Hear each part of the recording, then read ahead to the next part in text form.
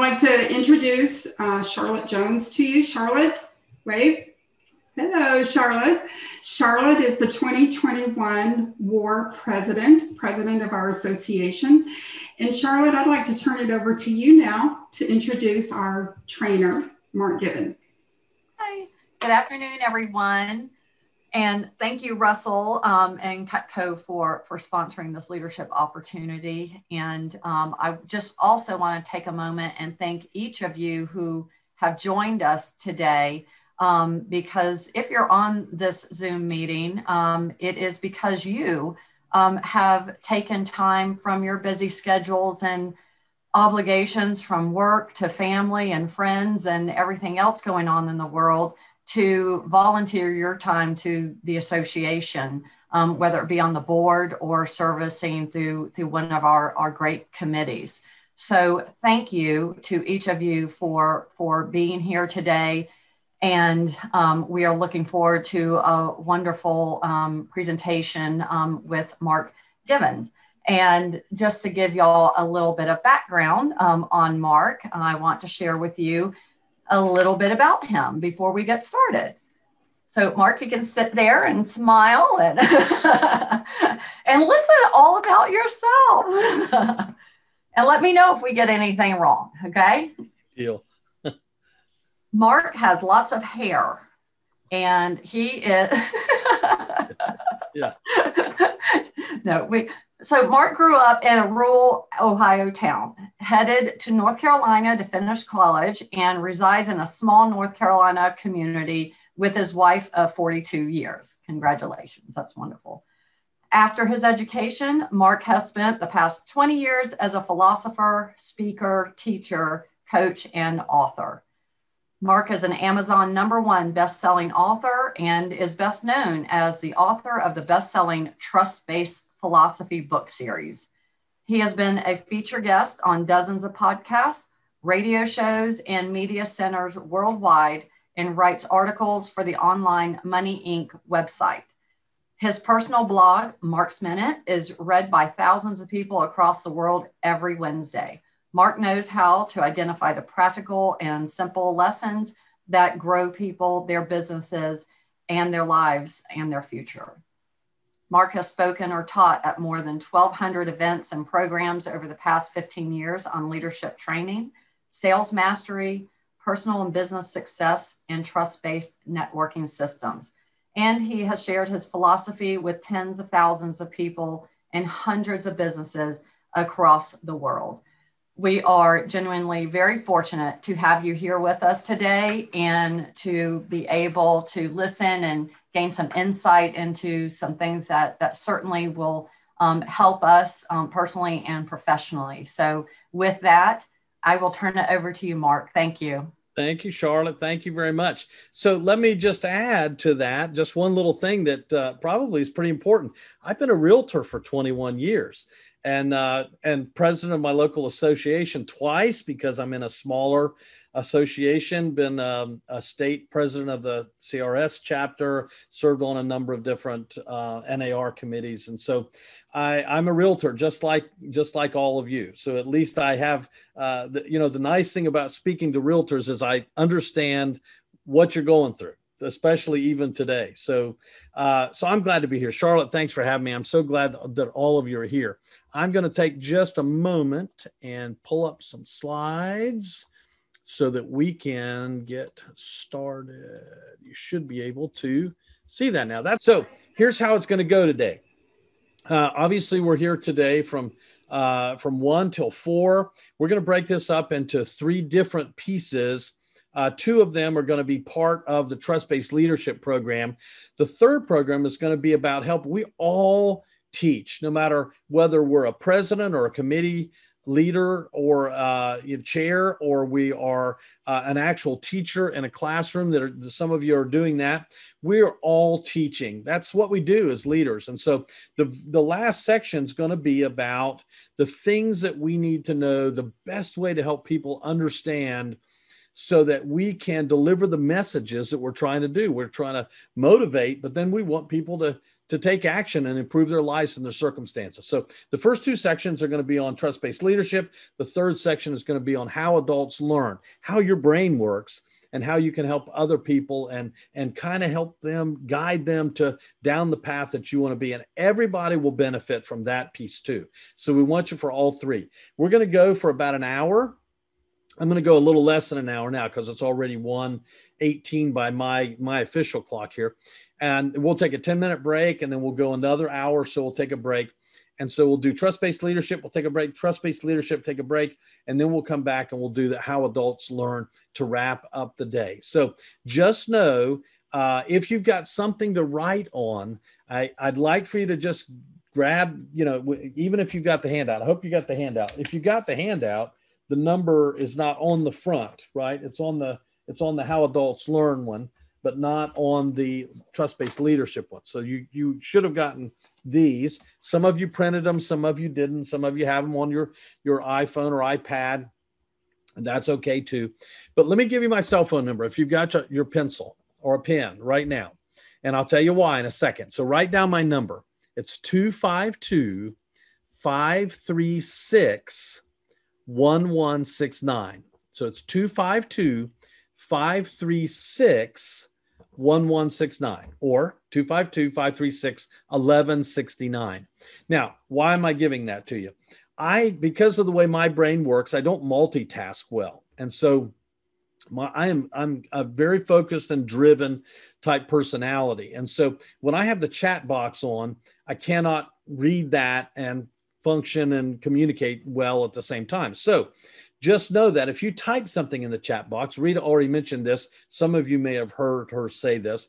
She's going to monitor the chat box, and you are absolutely welcome as we go along. There's going to be times when I'm going to have you type in the chat box.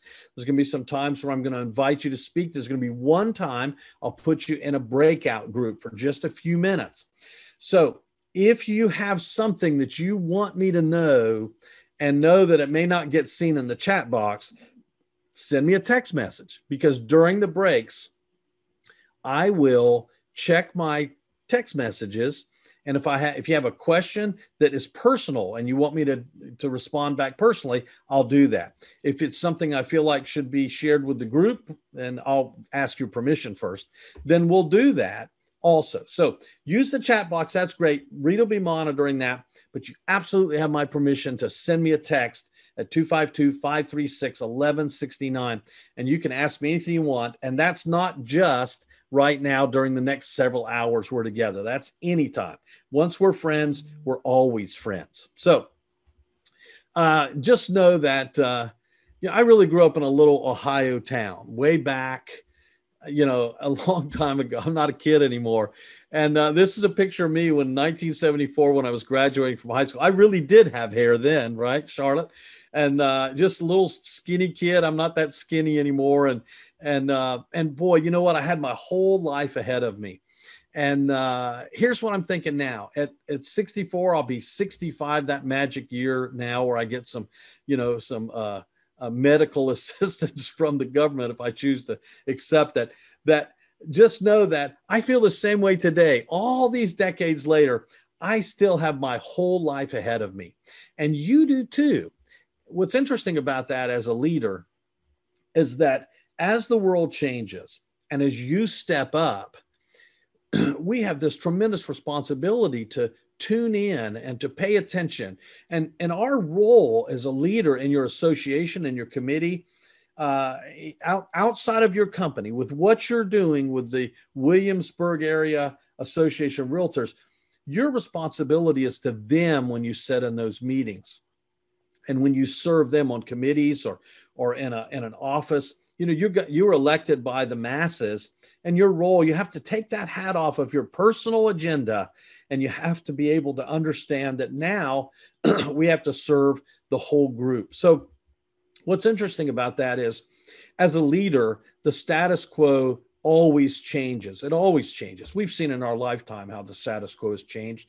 We've seen how we can, because of Amazon and Amazon Prime now, as just a simple example. We can buy anything we want almost by going online for 3 or 4 minutes and researching, and they've done all the work to make it simple for you. Now, they're not the only online company, but that's just an example.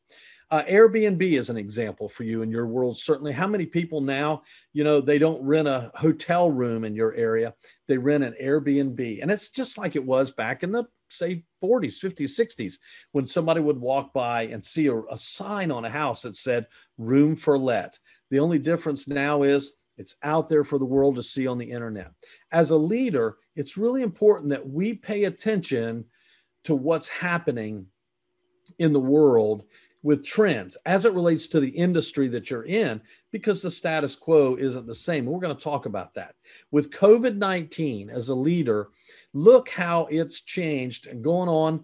It's not quite a year now, 10 months for me, but on March 12th of last year, my whole world changed dramatically. In fact, it accelerated it. It amplified what I already knew was going to happen, but I was expecting to happen 5 to 10 years from now, that we would be doing this. Instead, it happened overnight. As a leader, if we're not willing to embrace that, right, and move forward, it just creates all kinds of havoc in our organizations. I love what Seth Godin said. He said it this way.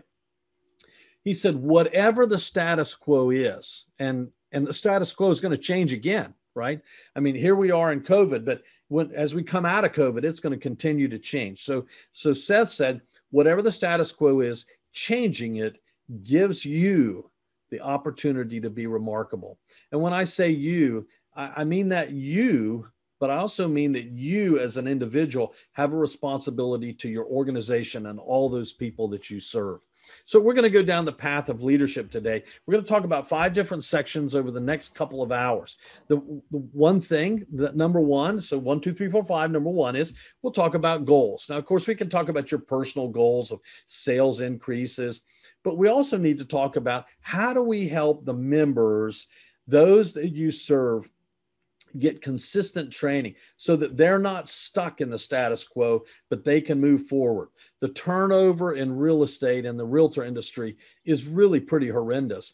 And when you look at the fact that we're pushing towards 1.5 million realtors now, 21 years ago when I got licensed, there was about 800,000 realtors. We had this big increase, and then the economy 10 years ago, we had this dive. But we're between 1.4 and 1.5 million, closer to 1.5 than 1.4 million.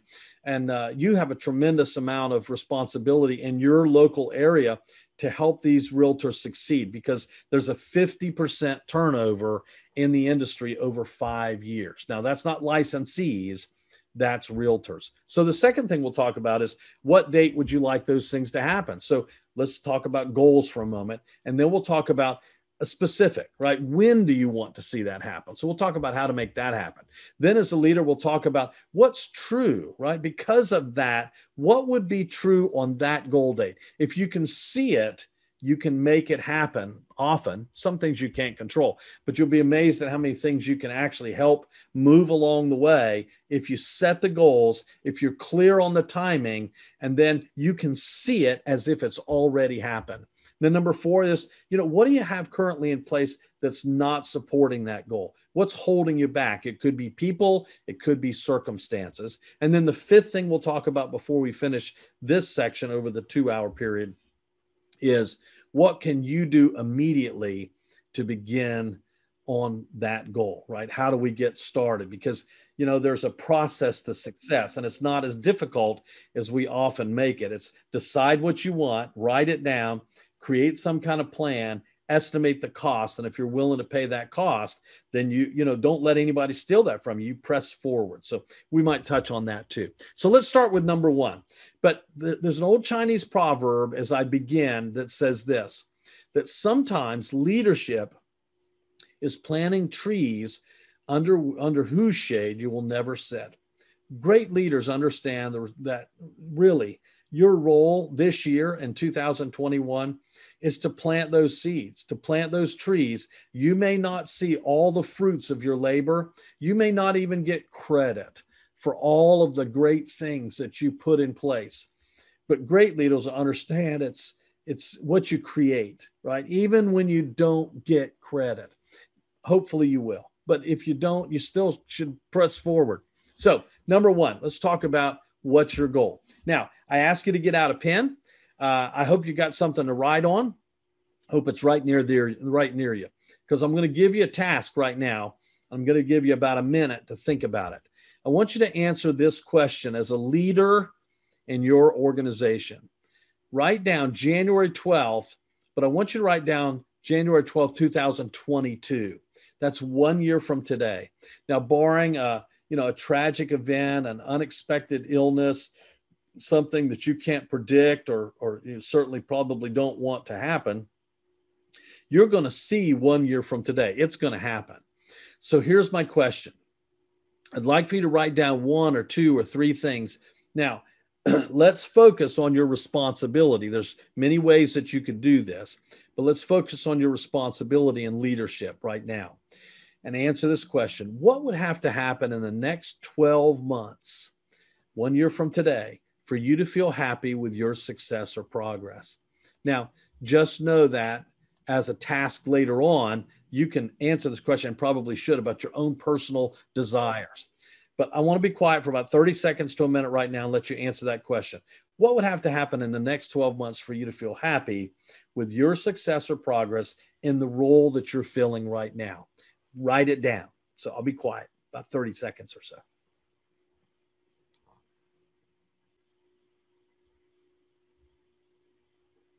I'll give you 10 more seconds.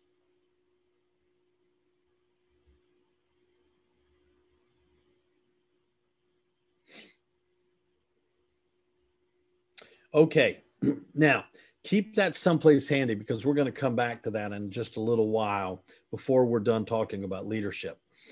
Everybody with us today, how many have we got? Let's see. We got about 40 or so people on with us right now. 41 people. All those that even didn't come, you all have a responsibility of some kind. And as a leader, you really should not just be depending on somebody else to decide the direction, but you should have some thought as to what needs to happen. How do you make the business, the industry better for all the people that you serve? Now, you can do that with your family. You can do that for yourself. You can do that in any organization that you serve in. But today's focus is what you're doing there for your association. So we're going to come back to this. Now, I want you to go to the chat box right now, and I want you to think for just a second. At some point in your past, maybe currently, you've worked with somebody that you thought was a great leader. They were a wonderful example of leadership to you. What I'd love for you to do is go to the chat box right now. I'm going to open up my chat box too. And I want you to write down for me, if you could describe that leader in one word, what's the word that would come to mind? That great leader that inspired you. So here you go. So Amy says enthusiastic. We got humble. We got great listener. We got giving, compassion, insightful, inclusiveness. Listener again. We got focus. John says focus. Suzanne says inspirational. And Carmen's good communicator, right? Understanding. They've been taught and reinforced fundamentals. Excellent. Building relationships that are lasting. Good. Thank you very much. Thanks for joining in. I appreciate all this. This is fantastic. John, selfless, trustworthy. You know, I just want you to know, motivator, dynamic. Thank you all so much for joining in and describing that word that comes to mind. I just want you to know that prior to COVID and all of the online stuff that we've done, I've done leadership programs all over the United States, and I had done programs like this virtually in many places across the world, even as China and London. But no matter where I am, whether it's live or virtual, there's always a word that comes up. If I'd given you a little bit more time, or it may already be in that chat box, I just want you to know that there's a word that comes up no matter what culture you're in that somebody will say describes a great leader. In fact, it's the most consistent word that always will come up. And here's the word. It's integrity. Great leaders that inspire others have a high level of integrity. And integrity is defined as an adherence to moral and ethical principles, soundness of moral character, and honesty. The second word, the second most common word that comes up, and it probably is in the chat box right now, that's common to integrity, is trust. But Dwight D. Eisenhower said this about integrity. He said, the supreme quality for leadership is unquestionably integrity. He said, without it, no real success is possible.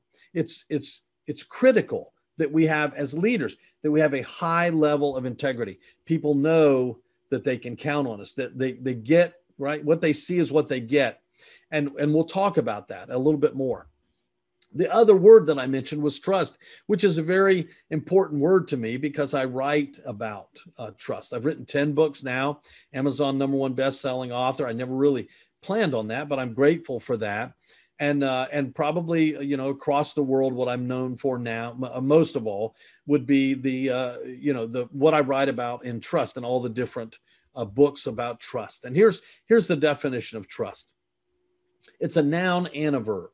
A firm belief in the reliability or truth or ability or strength of someone or something, right? It's the keystone. Relations, it's the keystone of trust. But it's also a verb, that life and business success is built on trust. What's interesting about trust is we all know what it is. We know it when we see it. We have this internal feeling about somebody when it comes to trust. Now, integrity has to be proven. But what's interesting about the way our brains work is that we form an opinion about people very, very quickly. It's called a first impression. Now, after you've met somebody, then we form that opinion again over and over and over every time you see them. And there's science on this now. That's what's interesting about this, is for years, we just thought of it as a concept. But now there's an actual science behind how are we doing with building that trust, which then leads to a high level of integrity. Amy Cuddy, who is a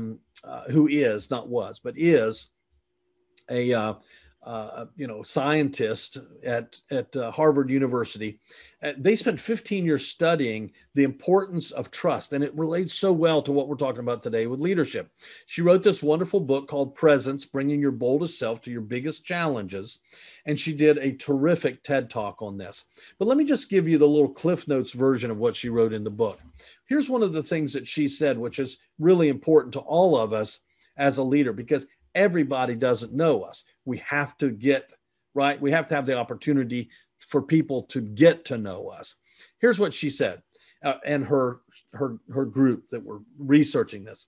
They said, your ability to size up a face, because that's what we look at most of the time when we see somebody the first time, is we look at their face. So your ability to size up a face probably isn't based on experience. In fact, they said, if adults assume that their ability to discern trustworthiness in strangers' faces is a skill honed over lifetime, they found that they're wrong. In fact, when they added children to the study, ages 5 and 6, and even younger, ages 3 and 4, what they discovered was even children had this innate ability to determine trustworthiness in people, only a few percentage points less than adults. Now, here's what's interesting as it relates to us when we get out in the world and we're trying to lead. People make inferences, right or wrong. At first, it's about strangers, right? Because we're a stranger, and then we become better known. But they make inferences, we call it profiling, about our characters, and they do that now within a determined period of time. So here's what I want you to do. I'd like for you to go back to the chat box, because this is important to your progress as a leader. How long do you think it takes somebody to form an opinion as to whether they want to interact with you or not? Are you trustworthy? Are you somebody they want to engage with? So I see 8 seconds and 1 minute. I see seconds. I see 5 seconds. Karen says 30 seconds. Tina says 7. There's Don at 45. So, what's interesting about that is we've all been taught the same thing. Every single day when we get out there, we only have one opportunity to make that first impression for that day. If they know us, we have even less time than if they don't know us as to whether they want to engage with us. But here's what's interesting. Our brains are so supercomputer that we form an opinion about a stranger and their character We profile them in, let me get it to come up. Oops, get it to come up. There it is. 50 milliseconds. So in less than the blink of an eye, you have formed an opinion on somebody that you see. Now, there are multiple studies out there. So this is on strangers. Just want you to know that once you get to know somebody on a little bit of a level, that 50 milliseconds is reduced to 33 milliseconds. You ever had somebody that walked in a room and you just know, I mean, it's just something that they're just kind of lighting up the room. You want to make sure you talk to them today, or if you never met them, you want to meet them. They light up the room. Well, I just want you to know you've experienced the other two. You glance across the room and you see somebody and just immediately have this thought that you're not interested in them, right? Maybe you don't even know them, but you form this immediate impression. It's kind of scary. By the way, if it doesn't scare you, it should. In fact, Amy said it this way. She said, we're holding entire conversations and exchanging important information without ever saying a word. As a leader, everything we do has an effect, positive or negative. Cootie says this, that people quickly answer two questions.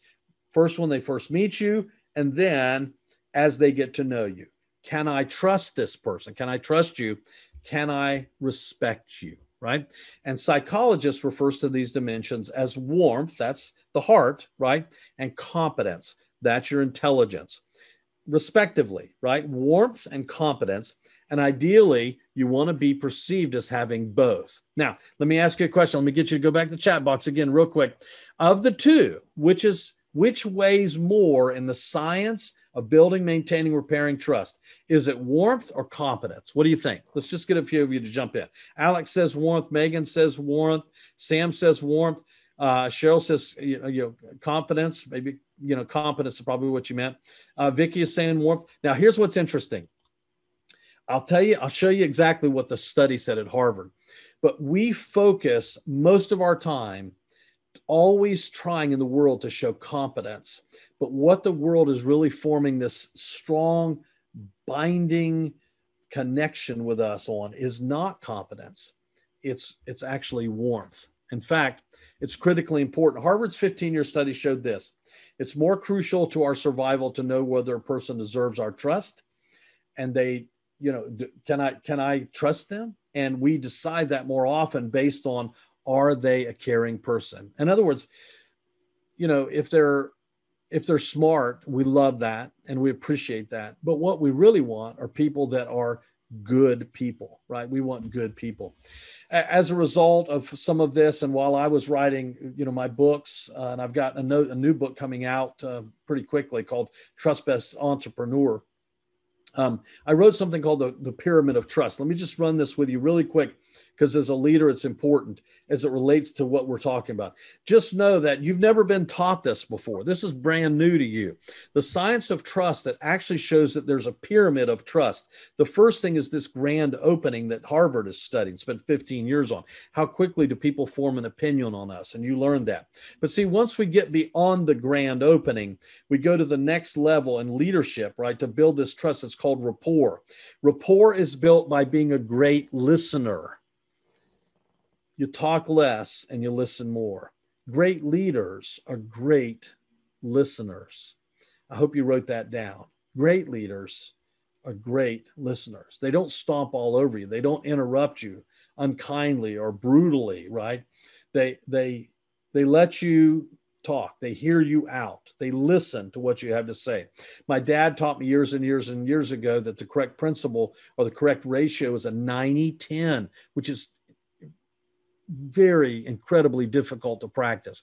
You would talk 10% of the time and listen 90% of the time, which is very, very difficult to do. Once you get past rapport and you've actually building rapport and you've built rapport, you go to the next level, which is called the maintenance stage of building, maintaining, repairing trust. Maintenance is about being a giver. Great leaders are givers. In other words, they're not takers, right? The world pushes away from takers. But great leaders give, they give generously. In fact, I wrote in one of my books, you don't give until it hurts because you're giving too much, but you give until it works. You give until you know this individual needs this from me, and this individual and this group. This is what they need. So I need to be generous and give, right? Be willing to give. And then the last level is understanding that no matter, where we go, what we do as leaders, as people, as individuals, we mess up. And so to build trust, to be a trust-based leader, you would understand that the top level is always recognizing that we make mistakes. And I call that the RAS system. So you would recognize you made a mistake. You would be willing to admit that you're not perfect and that you have erred, whether you knew that you'd done it or not. Once it comes to your attention, you admit it. And then you show some sympathy, some empathy, some remorse for what you've done. Maybe you've got to make give some kind of compensation to correct it. And then the last thing is that you'll never do it again. You'll stop. So it's recognize, admit, show some sorrow, and then stop. That's the RAS system. So I don't want to spend the rest of the time teaching you the science behind the pyramid of trust, but all of this is so critical to understanding how to be better leaders. Amy Cuddy said it this way. She said that while competence is highly valued, and the world does value competence, it's evaluated only after trust is established. And what their science has shown is that focusing too much on competence will backfire on us. In other words, what we need to do is be good people, right? Good leaders are good-hearted people. You're caring people. You have empathy and sympathy, and you listen, and you're a giver, right? All of those things, all of those are practices which we need to do. And then competence, we got to have, right? We can't be a dummy and be a leader, but we learn because all of us collectively are much smarter than any of us individually. Look at what's been created in the world because people work together well. Leaders have gotten great things done. Stephen Covey said it this way. He said, trust is the glue of life. It's the most essential ingredient in effective communication. It's the foundational principle that actually holds all relationships. And as a leader, isn't that really what you're doing? Is to build relationships, maintain, and to hold those relationships. Because you're not going to be a leader forever. We're going to talk about that too, right? That a great leader understands that you're not going to be the leader forever. It's just not going to happen. Billie Jean King said it this way. She said, trust and respect is something that is earned, right? And you know that. It's something that is earned. It's not something that's given. I can't just give you trust and respect. You actually have to do something to earn that. So let's go just a little bit farther. So I hope you've got something to write on. If you have this handout, or if you look at it later, there's actually a place in here. So the key element of a great leader, if you have the handout, right? If you have it, there's a blank at the top. You would put integrity and trust, right? So 5 qualities of great leaders. Let's talk about that. So over the years that I've had the opportunity to work with hundreds of different organizations and companies and different kinds of leaders across the world, there are 5 qualities that I've found to be true that we need to exemplify as leaders. So whether we're a committee chair or whether we just serve on a committee, whether we're the organization president like Charlotte is, right? Or we are working our way towards that. 5 qualities. Here's number 1. It's having a respect for others. And certainly the world is clamoring for that right now in some ways, forcibly, wanting that. But it's a respect for others. And a leader would understand that everybody is so different. We're just so different individuals that if we can just have enough respect for and allow them to have their opinion, right? Even if you don't agree with it, but at least allow them to be heard. So a respect for others. Great leaders have respect for others. Number 2 would be that the things you do, the decisions you make would help build community. In other words, we put all, we got to get everybody on the bus, and everybody's not going to agree, no matter how much. But we have a consensus, a community, right? And we're seeking that community in the decisions we make and the policies and the programs we put together. That's number 2. Number 3, then, is honesty at all costs, which is hard to do. But the reality of it is, if you want to have a high level of integrity, if you want to maintain that, if you want to maintain the trust that people have in you, you're going to have to be honest at all costs, even when it's hard. Find the kind way to say it, right? But say it anyway. And then number 4 is you must be just. That connects nicely to respect for others, and that you got to be just, that, you treat people equally. And which is hard to do, by the way. In the introduction, it's nice that Charlotte, my wife and I have been married a long, long time now, 4 decades. And I'm so grateful. She's my best friend. And I've learned more from her. If I'm any kind of a quality leader, it's because I've learned that from my lovely wife. But I just want you to know, we have 5 children, and we meant to. So, and here's the truth about being a parent. Is that, oh, by the way, we have 9 grandchildren. We just had a brand new grandchild over the holidays. So that's wonderful. But anyway, the point is, here's one thing that I know is true. We love dearly all of our children, right? We love them dearly. But the truth is, some of them we don't like as much today as we did yesterday, because we don't like a decision they made, right? Or we don't like something that they've chosen to do. We don't maybe agree with that. So we can love them, and we need to be kind to them, right? Be just to all of them. Even though at times we don't agree with them, we still need to be just. Abraham Lincoln said many, many, many, many years ago, he had a general that was not doing a very good job. And they were, his war committee was all over him to fire that general and get rid of him. But Lincoln didn't know him well. So Lincoln's response to his committee was, I don't know that man well. I need to get to know him better.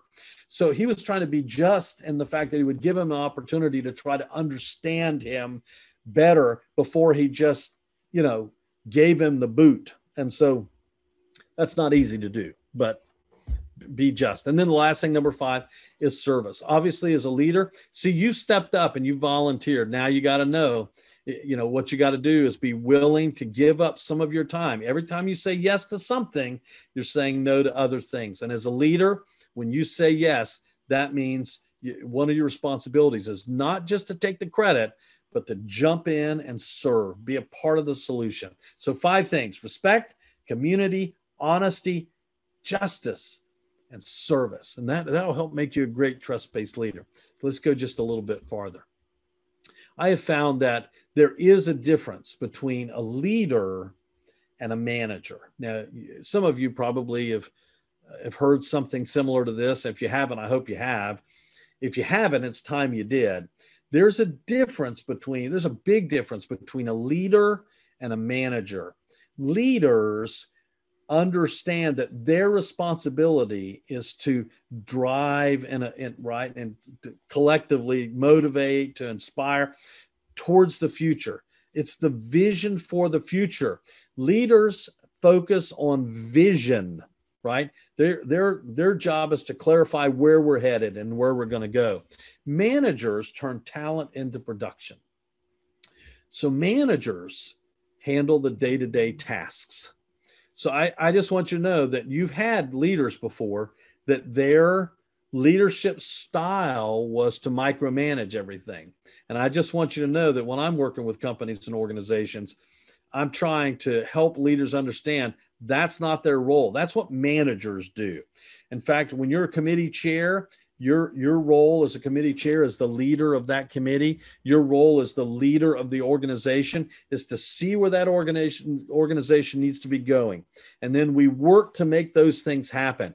And we get other people, to join in to help.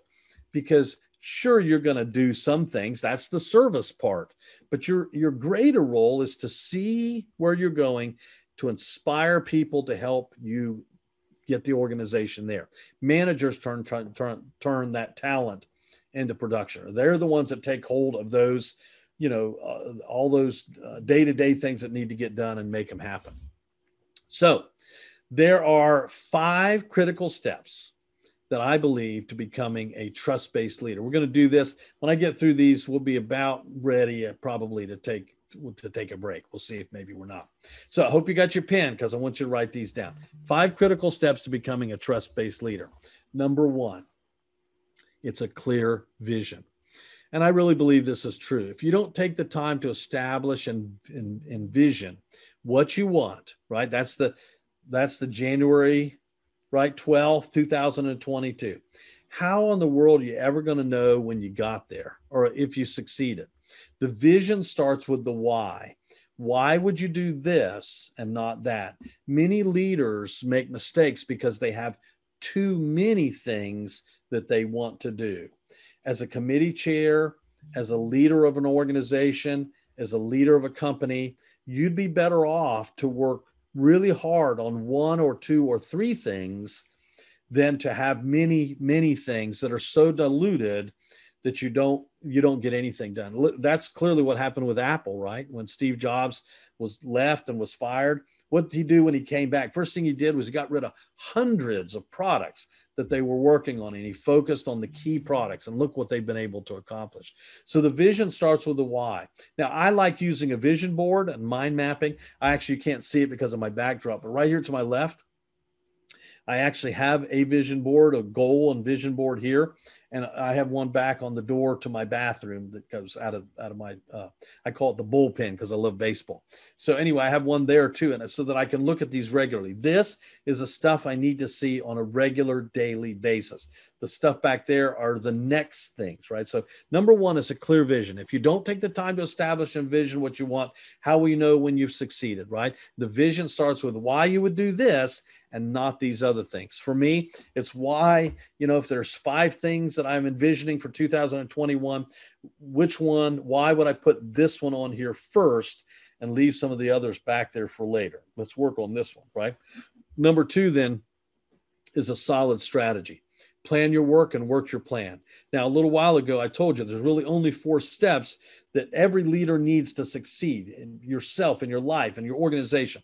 There's only 4 steps. 1 is to decide what you want and write it down. That's kind of number 1. Number 2 then is creating some kind of strategy. How are you going to get there? What's it going to take? You don't have to have all the steps. You just need to know what's the first step. So a solid strategy. You plan your work, and then you begin to work your plan. Number 3 are practical systems. See, it's not always necessary to invent a new system. Just because you've taken over, and you're the leader now, doesn't mean you have to abandon everything that's been done.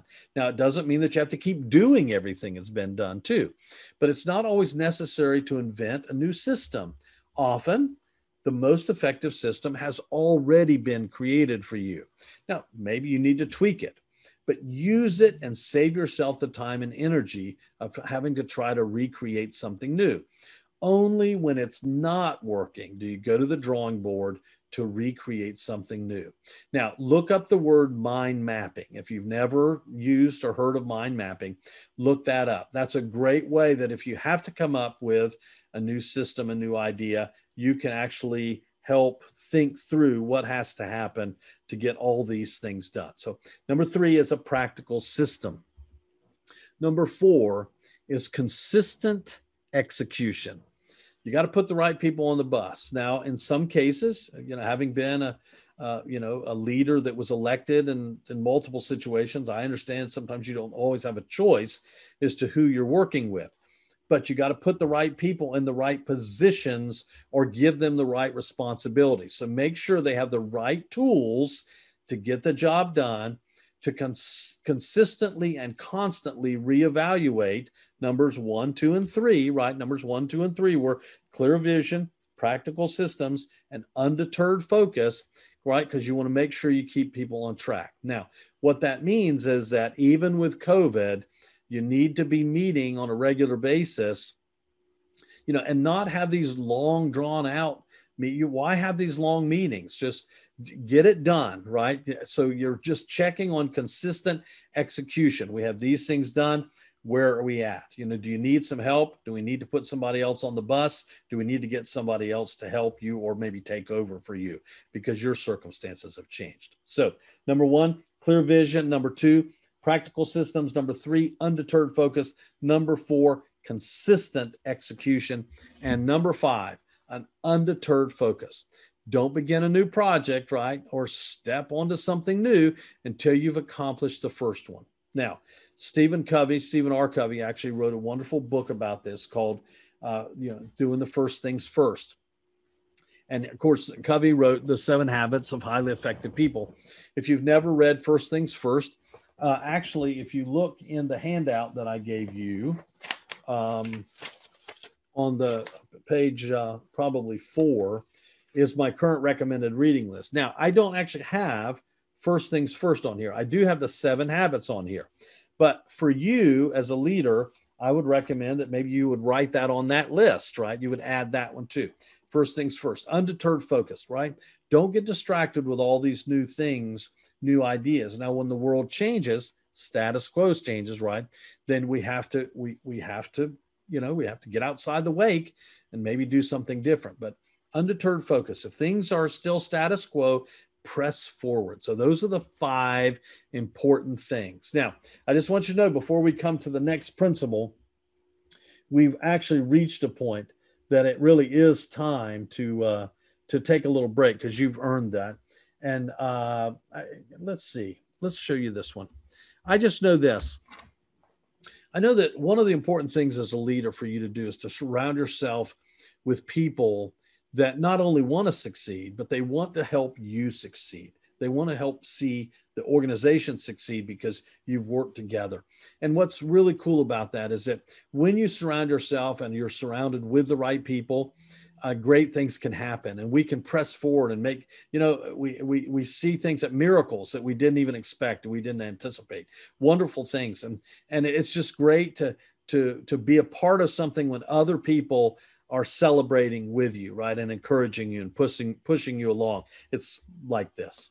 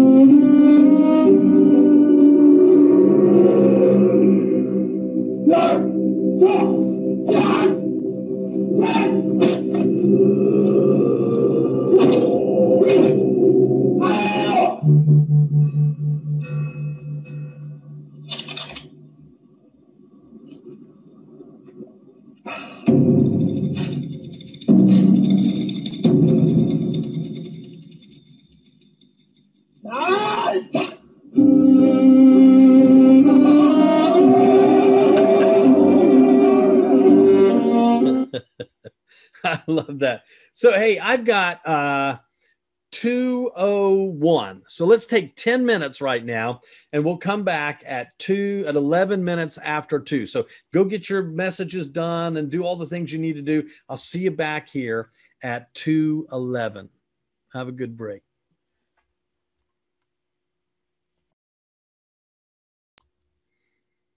Okay. Hey, welcome back. Welcome back. Let me see if I'm unmuted. Yeah, I am. Hey, so thanks for coming back. It's 2:11. We've got more to do. And, I left this question up on the screen for you to think about it during the break. I know most of you jumped up and ran away. So welcome back. I got a number of different text messages and I responded to several. So thank you for sending me. Don't hesitate to send me a message, and just know that goes way beyond today and what we're doing today. I'm always want to be available to you. So now we have about 40 people with us today in this program. And what I want to do is I'm going to set up, let's set up about 10 rooms. Now, I'm going to set up 10 rooms. I'm going to create these rooms right now. And then there's going to be 3 to 4 people in each room. Now, Rita doesn't have to come in if she doesn't want to, so that might take somebody out. But you're going to have 3 to 4 people that are in your room. Now, here's what I want to do. when you go into your breakout room. And we're only going to give you several minutes to do that. I want you to take a few minutes, and now we've talked about what it takes to be a great leader, but what's it take to create a great organization? And obviously there are some elements that you've been part of a great organization before, right? You are right now, and you have been before. So what's it take to really create that? Now, here's what's going to happen. The person in your group with the longest hair is going to be your group leader. You're going to have 3 to 4 minutes to talk about what does it take? What are the key elements? Now, just look for single words, right? Or maybe a couple of words that would describe a great, what are the elements that create that great organization? So you're going to have 3 to 4 minutes. Longest hair person is going to be the group leader. Now, when I hit the open all rooms button, there should be 3 to 4 people in each of your 10 rooms. Each and every one of you are going to get an invitation to go in. Now, you've got to click the button to go in, and I'll give you about 10 or 15 seconds. And if you haven't gone in, I'll remind you to go in because I want you to participate with your group. Now, if you happen to be in a group that you don't know the people, just try to take not more than about 30 seconds total to make sure you tell everybody who you are, right? So make sure everybody knows each of your names because you need to get to know each other anyway. And then get this task done. 3 to 4 minutes, longest hair person. Make sure you know who you are. Don't forget when you get this invitation, you got to click enter to go in. And then I'll send you an email notice that will come to your group that'll say, hey, you've got 2 more minutes. You got 1 more minute. And then there'll be a countdown for you to come back in. The last thing I need you to know is I'm going to need somebody for all the 10 groups to be willing to unmute your mic and just tell us one thing that you said is a key element of a great organization. That won't take you but a few seconds to do that. So I'm getting ready to send you in. Longest hair person, 3 to 4 minutes. Make sure you know who you are. Somebody's got to be able to tell us one thing that your group said is a key element of a great organization. Ready? Here we go. I'm sending you in right now.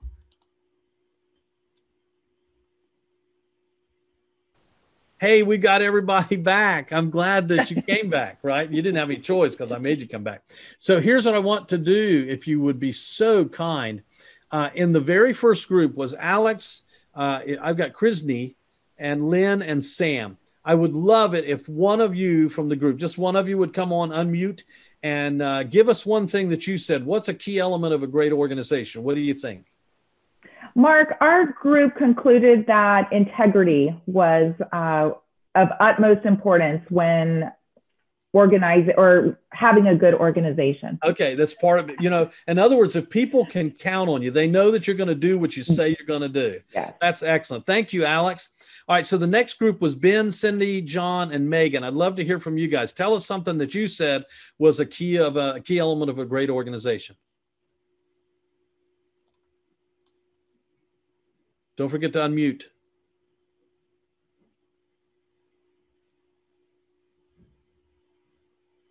Come on, kids. We're still waiting. Ben, Cindy. You guys are really putting this on me, huh? There you are, Megan. John. I'm not. Look, somebody's going to have to deliver. So it fell on you, Megan. So go ahead. What's one key element of a great organization? I believe that John said having a great listener. Okay. And if we were in a classroom together, I would be joking and say, what? Excuse me. A great listener, right? So in other words, it's that 90-10 principle my dad taught me. Excellent. Thank you very much. Okay. Thank you, Megan. Thanks for taking that responsibility. The next group was Colby, Dale, Stacy, and Susan. Can we get somebody to jump on and give us a this is Stacy. I have the longest hair, surprisingly, for 4 people. Well, what do you think, Stacy? We talked about that when the people in the organization have a mutual respect for each other and that they all appreciate the level of experience they're bringing or the perspectives they're bringing, whether they're in the same business for a long time or not. Only one. You only get to give one because there's 10 groups. I want to give everybody a chance. So, well, that was the one I said. So now it makes me sound selfish, but. Okay. Well, wait, hang on to it, because maybe I'll give you a chance at the end. If nobody says it, then that other one, Stacy, you can come back on and jump in and say, Mark, I got one more. Okay.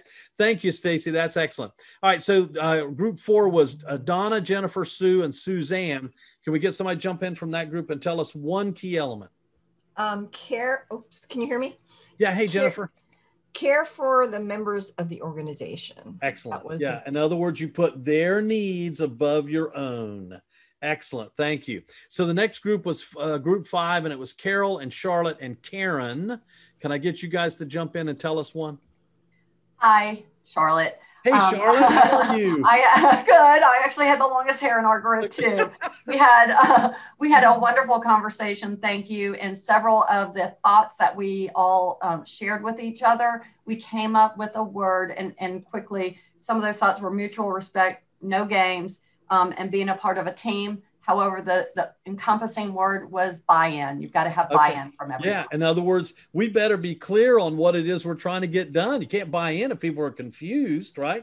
Excellent. Thank you, Charlotte. Thank you. I'm glad you got long hair, because, you know, I used to have long hair, but not anymore. So, all right. So the next group is group 6. It was Andrew, Carmen, Mike, and Tom. Can we get you guys somebody to jump in and talk to us? That's me. Hey, Carmen. What we came up with was a compelling, achievable goal. Oh, compelling, achievable goal. That's excellent. Thank you very much. Obviously, we kind of need to have some idea of what it is we want to get done, right? Or we just won't do anything. So excellent. Thank you very much. So the next group was group 7. It was Barbara. It was Dee Sawyer, Cheryl, and Vicky. So who wants to jump in from that group? Cheryl here, longest hair in a ponytail. Hey, Thank you. Hey, Cheryl, good to see you. Nice to see you. So what did you say? Our common thing was a common goal. Common goal. Excellent. It's kind of like a vision. Okay, excellent. Yeah, common goal. Fantastic. Thank you. All right. So then the next group then was group 8. It was Dennis, F. Dill, John, and Nicoleta. Sorry if I pronounced your name wrong. So who wants to jump in from that group? It's Nicoleta, no problem at all. Nicoleta, where are you from? I am the one over here. So we talked about a few things that everyone has already mentioned, and that was to have a focused and determined mission statement. But I guess let's take great organizational skills. Okay, skills. So you got to be able to do something, right?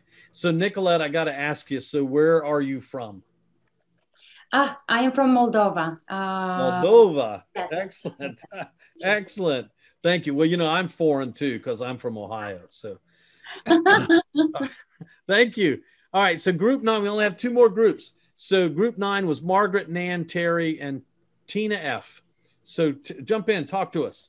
All right. So transparency and communication, especially two-way communication, both. Okay, excellent. Thank you, Margaret. So yeah, we got to be able to communicate. And by, you know what, that's that listening skills. Excellent. We can't just be talking all the time. We got to be able to communicate. Excellent. And then the last group, I'm sorry to the last group who maybe most everything was taken. It's Amy, Matt, and Paul. What do you guys got? Jump in and talk to us. So I definitely had the longest hair out of Matt and Paul. Thank you, Amy. We had a whole list, but we came up with sense of community. Okay, excellent. Yeah, thank you very much. So thank you, Amy. Bless your heart. Thank you all for participating and jumping in and joining in. I just want you to know you just did a wonderful job of answering that question. But I want to give you what I have found that have been the important elements. And you'd said many of them, but I want you to see specifically what I believe that I have seen in companies that have succeeded. And in companies that I've worked with that were doing miserably, they were lacking some of these elements. So here's what they are. You got your pen, you might want to write them down. And if you have the handout, it's actually in here, the elements of a great organization or company. And so here, a great product or service. Now, we're in the real estate business, so we don't really have a product, right? What we provide is a service. So all of your members provide a service in helping buyers and sellers accomplish their goal, or renters, right? Or property owners in some way, whether it be commercial or residential. But as an organization, you know, that's what you provide as a service. You provide a political service, you provide an educational service, you provide the tools to help your members succeed. And so you need to be focused on how are we doing on those services that we provide. The second thing is great leadership. You should always be nurturing and massaging and inviting people. It's amazing in the real estate industry how many people come in from other industries that have had leadership opportunities and have done some high level leadership opportunities. And sometimes they get in, they say, you know what, I've already done that, I'm not really interested. But the truth is, you find joy in service. And so if they're given an invitation, a little taste, often they will join in. And it's amazing how many people will participate when they're giving a real invitation, right? A heartfelt invitation. So you need great leadership. And just as you are, you need great people. And obviously, great leaders need to surround themselves with great people. That's why you should always be inviting, always be encouraging, always be inclusive, always be looking for somebody that can join in, right? That can be a part. Great companies, great organizations, they have a common goal. And you all said that, right? In other words, they have an idea of where they're headed and they work towards achieving it. And then they have a focus on these 6 things. Improvement, because obviously, man, if we're not improving, the world is going to pass us by, which means we've got to constantly be paying attention to innovation and reinvention, because I just want you to know there's always people out there. Come on, you're in the real estate industry. You got to know that there are lots of companies out there right now that would love to replace you and take the billions of dollars in commissions and fees that are paid. And so you've got to find ways and pay attention to ways to innovate and reinvent to keep consumers coming back to our members. And then we should seek mastery, both personal mastery and then mastery within our organization to be the best we can, because you've all heard it, right? A rising tide lifts all ships. And then longevity. Clearly, you know, I hope you're focused enough to understand that you may only be in the real estate business for 5 more years, or maybe 30 more years, right? Or maybe some of you that are younger, 50 years. But see, the real estate industry has been around for a long time. It needs to stay around. So that's why you should plant those trees, that the shade will be for all those people 100 years from now. You know, in the United States, we often set goals for 1 or 3 or 5 years, but over in Asia, they often set goals more like for 50 years or 75 years or 100 years, knowing that they won't even be alive when those things are happening 100 years from now. And then understanding that as a leader, as an individual, as a person, you're always leaving a legacy. You know, I would say that right now in January is the best time for you to be thinking January 12th of next year. What is it that you want people, your members, to be saying about you as an individual, you as a leadership team, you as a committee? You know, how have you helped other people succeed? You know, that's the legacy, right? And you'd want other people to step in and jump in and join in and be like you. So those 6 things: improvement, innovation, reinvention, mastery, longevity, and legacy. If you'll do those things, man, I tell you, great things will happen. A couple of years ago, I was invited to go out to Cupertino, California. And some of you have heard of that before. If you have an iPhone, whether you know it or not, the brains of all that is in Cupertino, California, and it's Apple computers, right? And so I was out there and fortunate, you know, to be out in that area. And I learned a lot, you know, while I was there. One of the things I learned was, they don't really coin this phrase, but it's one of the things I learned from this organization. They said this, that your organization's culture, right? And they're talking about yours, not theirs, but yours, is like combining computer hardware and software. In other words, how do they define that? The hardware isn't any good, right? It won't work efficiently without the proper software, no matter how good the hardware. In other words, you know, an iPhone for me is no good without apps, right? And leaders are not effective or not productive, or they don't want to accomplish things without good software, other people to join in, just like apps, right? So I wouldn't say it the way Apple says it. I would say it, what you really need is to surround yourself with people that are not like you. And some of them, right, it's birds of a feather flock together. So we love to surround ourselves with people just like ourselves. But the truth is, great leaders will have people that have talents you don't have, right? In fact, they might even be a little bit obnoxious with their talents and their abilities that you don't have. You know, that person that corrects your emails might drive you crazy, but they might be the exact person that you need to be writing up the minutes, to be secretary of your organizations or your committees, because they're going to dot the I's and cross the T's. Might drive you crazy, but that's their talent. So I would say it this way. Think of your team as a big quilt, right? You're not all the same. So all the patches placed together, they should make a beautiful blanket. You know, oftentimes when you think of a blanket that your grandmother might have made, they're just little pieces of fabric, and individually they're okay, but collectively people, they want to pay big money for them, or the family members want to argue as to who's going to get the next quilt that grandma makes, right? So think of your team that way too. All of the patches placed together make a beautiful blanket. Some years ago, I was down in Florida. I got the opportunity to be at a program in a beautiful resort. And what was interesting is that, I'm not anybody and people don't know who I am. But the keynote speaker that was there, so I was just there to talk about trust and leadership and trust. But Herb Kelleher, who started Southwest Airlines, everybody knows who Southwest is, and Colleen Barrett, who was his executive assistant and his secretary at the beginning, and then she took over, right? She took over when Herb retired. He was the big keynote speaker, and I was just this guy, that was part of the whole ordeal. Anyway, I got a chance to spend not a long time, 15, 20 minutes with Herb and Colleen, a wonderful conversation with them. And Herb said something to me that day that I will always remember. He said, Mark, one of the things that he always learned, and it had been highly effective with him in Southwest Airlines, is that you don't hire people for skills, you hire for attitude, because you can always teach skills. But people are either motivated or they're not. And you can't teach motivation. You can motivate somebody for a few minutes or for a few days.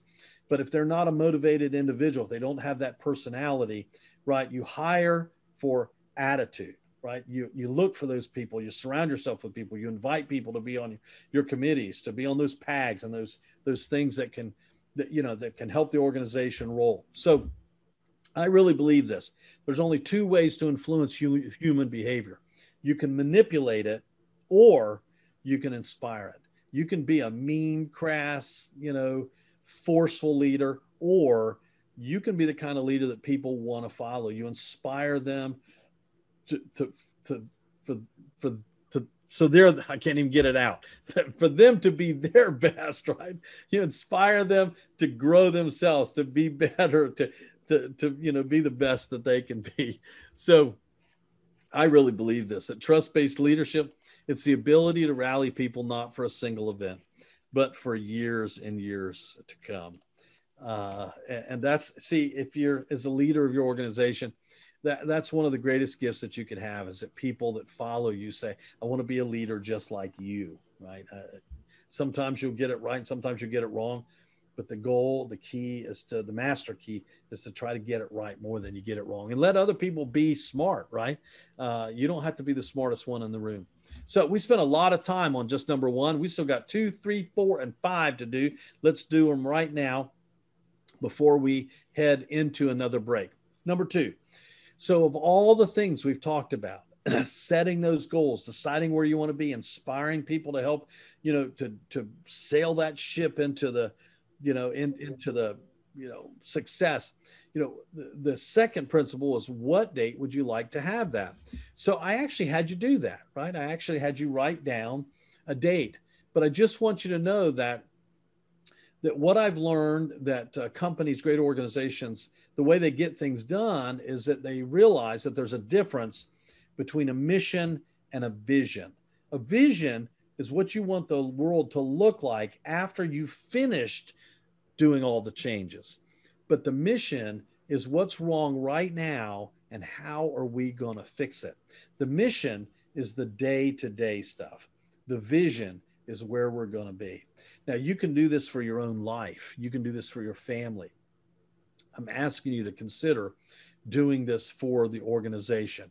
Really think about, what will the organization look like on January 12th, 2022? And then that's the vision. What will it look like? You got to see it, right? You got to see it before you can ever get there. You got to almost be able to feel it, taste it, right? And know how people are going to be, rewarded for hanging in there and being with you. And then the mission is what it takes to get there. So where do we want to be? And then what are the steps to get us there? Now, I think one of the great organizations out there that I've ever had a chance to spend some time with, learn some things with, I went to some training.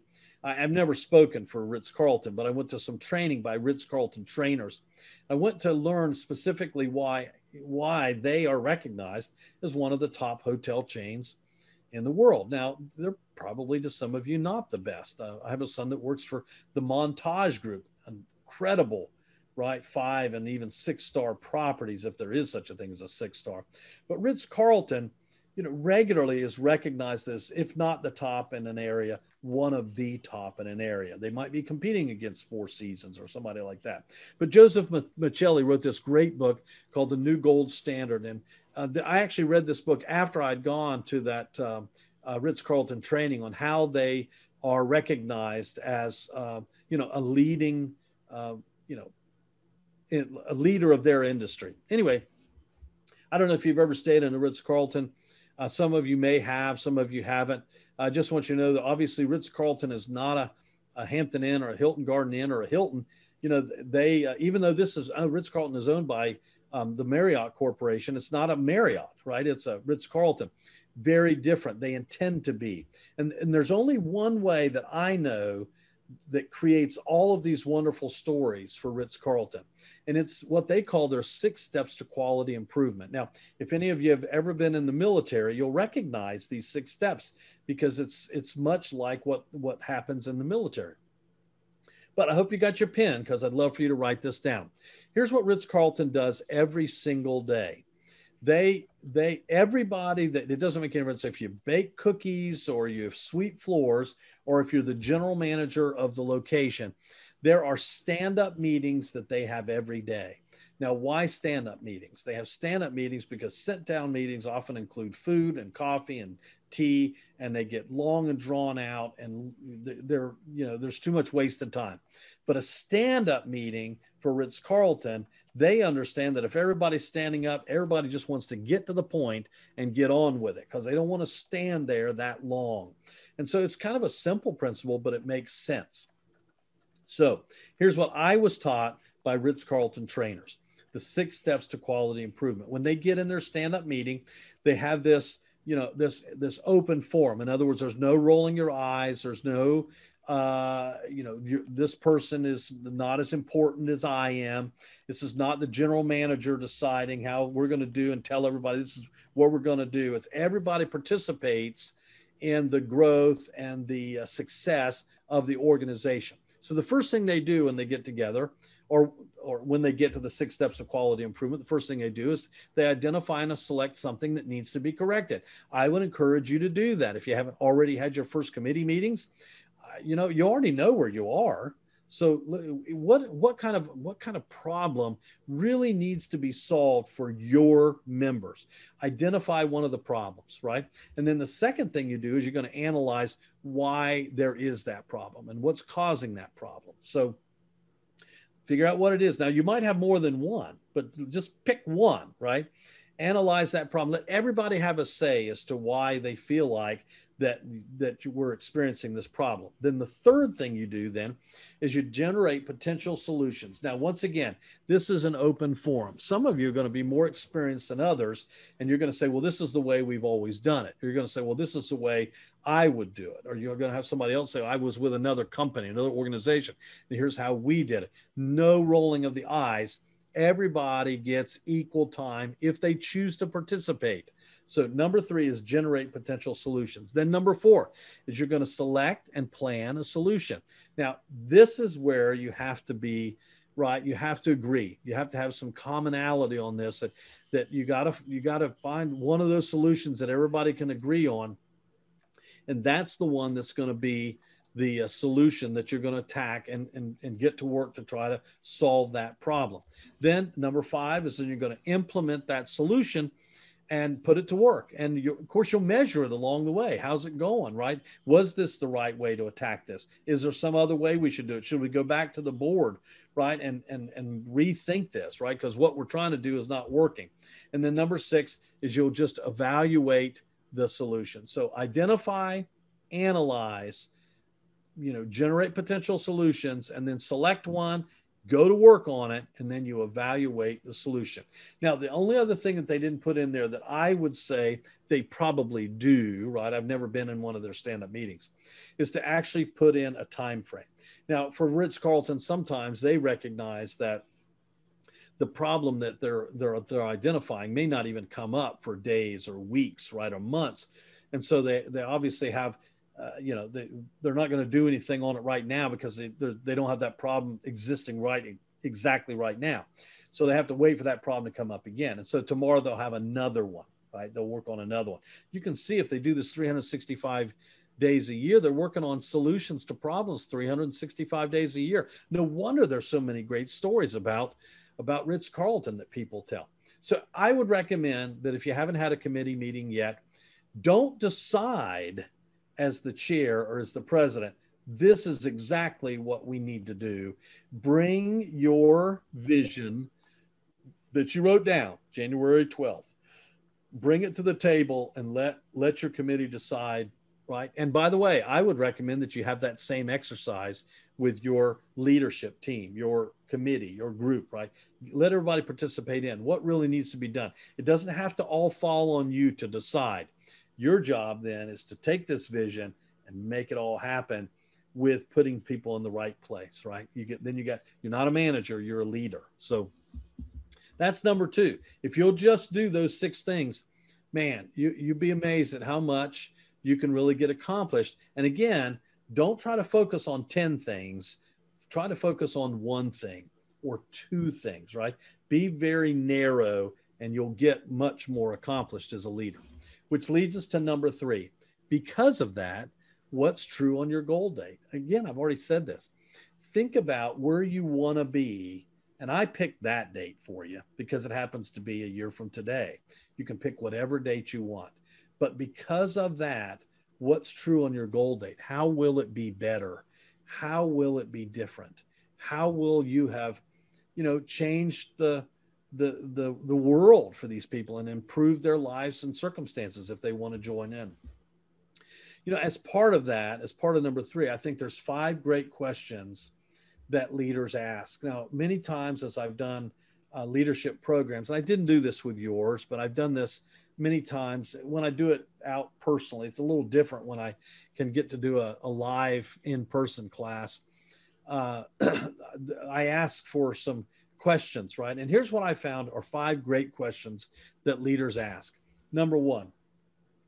Now, by the way, this is not in a group setting. This is on a one-to-one. If you really want to hear how you're doing and try to head in the right direction as a leader, consider these questions. You'd sit down with one of the people that are, on your leadership team, on your committee, right? And whatever group you're working with. And you, as the leader, you would ask an individual, right? If you were in my role today or tomorrow, what are the first 3 things that you would do, right? If you were me, what would you do, right? And by the way, don't judge them, don't roll your eyes, and don't say, well, why in the world would you do that? Just hear them out. Give them a chance to say what they think. And then you would ask them the question, why? Now, I would say, it's pretty important to say, what are the first 3 things? I wouldn't say necessarily, what are the 10 things you do, or what's 1 thing you would do? Give them 3, give them an option, right? And then say, why would you do those things? And then listen again, right? Without interrupting. And then number 3, you would ask the question, what are the three biggest barriers to our success? What's holding us back, right? And then you would ask, what are our three biggest opportunities? Where do you see that we have an opportunity to really shine, right? To really make this committee, make this leadership team, a powerful asset for our members. And then number 5 would be this: is there anything else? Now, so often when you ask the question, what are the first 3 things? Sometimes people only give you 1 thing or 2 things or 3 things. And they might say, well, gosh, I got a whole bunch of things. We'll say, well, what are the first 3 things? But here's what you really want to know. Oftentimes as a leader, I've discovered that people tell me the easy things, right? They tell me the soft things. They tell me the things that they feel like maybe I want to hear, or I'm not going to give them much resistance to. But I've also learned as a leader that if I will get down to question number 5, I've been building trust in 1 through 4. And when it gets to number 5, what I find is that sometimes people really do, more often than not, people really open up and they'll tell me what's really on their mind and on their heart. Is there anything else? And if I listen intently, I call it the power of the pad, right? I used to teach ninja classes for about 10 years. We call that the power of the pad. If you would, if you'd write it down, right? Because you need to remember it. And I don't know about you, but I forget stuff so easily. It's important to write it down. So listen intently, take good notes. And what you'll find is if you do this regularly throughout the year, you can do this on the phone because it's COVID time, right? You might not be able to do it in person, but don't do it with email. Don't do it on the phone or do it in person. What I love to do was to actually go by and see them or invite them out for a breakfast burrito, right? Or one of their, I don't drink alcohol, so I wouldn't really invite them to a bar, but someplace that they felt comfortable going and being where we could talk. William Ward said it this way. He said, leadership is based on inspiration, not domination. It's based on cooperation, not intimidation. I really believe that great leaders inspire people and they propel you to be a better leader, but you got to be willing to listen. In order to listen, you got to ask, and you got to ask, then you got to write it down, and you might be amazed. And you know what? I'm probably already preaching to the choir. You're probably already doing all of these things. But if you're not, I hope there's 1 or 2 things in here that you will do or consider doing, because we get so caught up in the day-to-day. We don't sometimes take the time to really be the kind of leader that we're capable of being. Which leads us to number 4. What do you have currently in place that is not supporting your goals? Sometimes there are obstacles that are very difficult to overcome. Sometimes there's people that create obstacles that are very difficult. I've told many leaders over the years that if you're not ticking somebody off or you're not rubbing somebody a little bit wrong, you're probably not doing much. Everybody's not going to agree with everything you do. And so as you're out there working, you're going to get somebody that disagrees with you. And if you're never getting anybody that disagrees with you, you're probably not doing as much as you're capable of doing.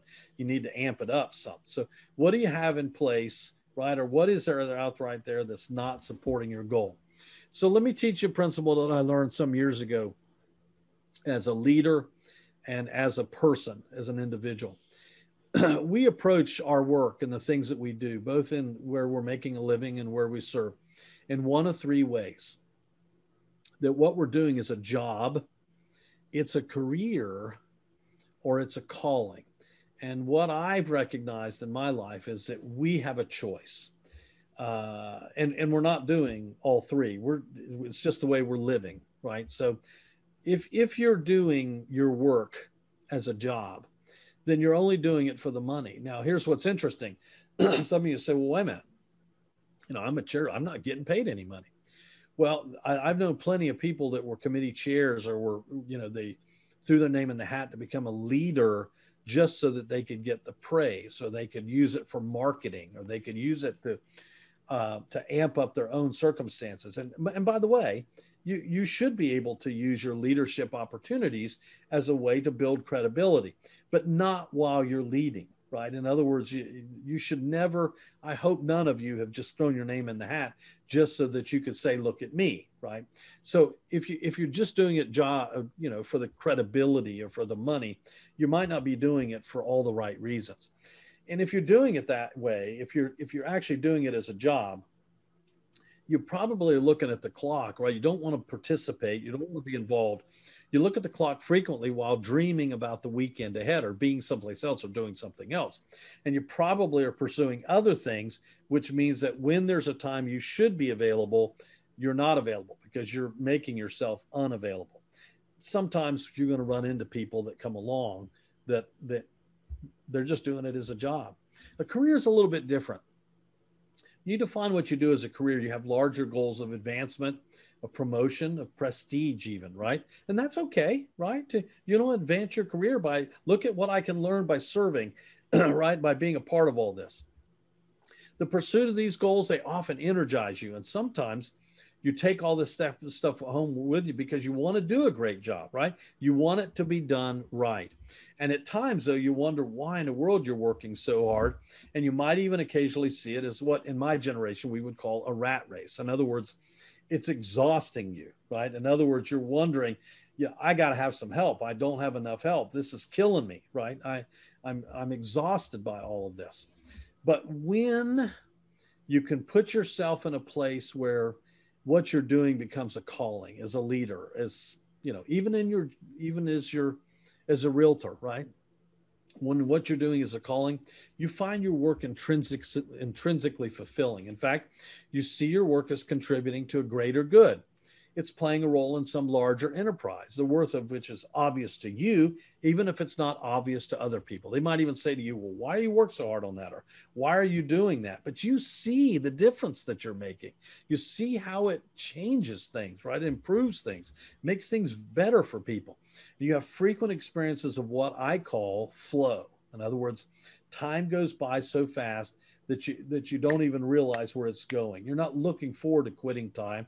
You don't feel the desire to shout, thank God it's Friday, right? Or thank goodness it's Friday, because, you know, you can't wait to continue to be a part of all the great things that are coming about. And you would continue to do it. You'd continue to work and work hard, perhaps even without any pay, right? Any prestige. If suddenly you became very wealthy, you could just do it because you couldn't hardly believe not doing it, right? So work then would become a source of flow, of joy, of identity, of affectance and relatedness, or your purpose within life, right? In other words, I just want you to know, let me go back and kind of wrap this little piece up, put a bow on it. I just want you to know, I just gave you a little bit of tough love, and I may have stepped on somebody's toes, but if I did, I did. If it's true, it's true, right? We can't change that. I just want you to know that you probably can't be in the flow all the time as a leader. Maybe all the time, 100% of the time, you don't feel like your role right now and what you do is a calling for you. Maybe it is a career for you, right? You can see yourself, you know, helping improve. But is there a way that at times, and hopefully, you know, more times than not, that it would be a calling for you, that you can see that, you know, this is, you're in the right time in the right place and doing the right thing. And you know that if you just keep pressing forward, that you can make a difference, right? And I hope that all of you will see that it takes all of you to make your organization become, you know, great and last for another 20, 50, 100 years. And it's going to take what you do this year to help with that, especially with the crazy stuff that's going on in the world. We need more leaders that see themselves as leaders because it's a calling, not just because it's a job or somebody has to do it, right? Or it's a, you know, it's a career for them. So I believe that there are 3 important tests as it fits into this principle of a trust-based leader. Number 1 for you is honest vulnerability. Okay. Hang on. I was writing myself. I need to write a note here. Honest vulnerability. In other words, I know at times we have strong egos. You almost have to have a strong ego to be a realtor anyway. But we've got to recognize the fact that there are things that we're really good at, and there are things that we're not so good at. And when we recognize that there's some things that we're not good at, that we're honest enough with ourselves to say, how am I holding my organization back by micromanaging, by trying to do things that I am not good at, right? In other words, who could I bring in? Who could I invite? And I know sometimes it's exhausting to try to find somebody, right, that actually can do it. Sometimes it's just easier, you think, to do it yourself. But we need to have enough honest vulnerability to recognize that you may not always be the best person to do it because somebody else needs the opportunity to serve, to participate. And sure, it may take more time to find somebody than it would take you to get it done, but great leaders will involve more people. So you got to have some vulnerability. Number two, you got to be willing to teach as a leader, as a committee chair, right? No matter what your role is. You got to be willing to teach that principle to your team. In other words, don't expect them to be great at everything. Know what they're great at, let them do that, and then help them find people to help them, right? So that you can grow the organization and you'll have lots of people volunteering. And then number three is to understand that you really do need to hold people accountable, which is hard to do. You know, it's hard to give tough love. It's hard to call people to task, and it's hard to, but you don't have to do it in a mean, coarse, ugly, cussing, fussing, yelling, screaming way. But you do need to pull people aside from time to time and hold them accountable and just say, you know what, I was depending on you and you kind of let me down on this. And that's not easy to do, but we had great leaders, strong leaders will pull people up, and you'll be surprised. Sure, somebody might have their feelings hurt from time to time, but most of the time that when I've been willing to do it and, girded up my loins, what I found was they already knew that they were messing up, right? And maybe hoping that I just let them by or let them go. But all I needed to do was hold them accountable, and then they could just tell me the truth. They can't do it, or they won't do it, right? Or something else is going on that's preventing them from doing it. So just hold people accountable, right? Just be willing to do that, and great things can happen. Which leads us to the last principle, number 5.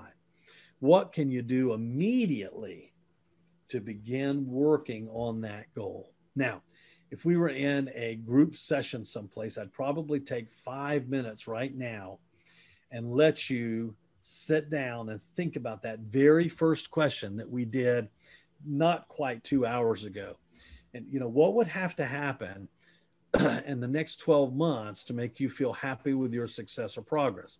And what I'd do is I'd give you about 5 minutes right now to write down what would have to happen actually in the next 90 days to help you accomplish your 12-month goals.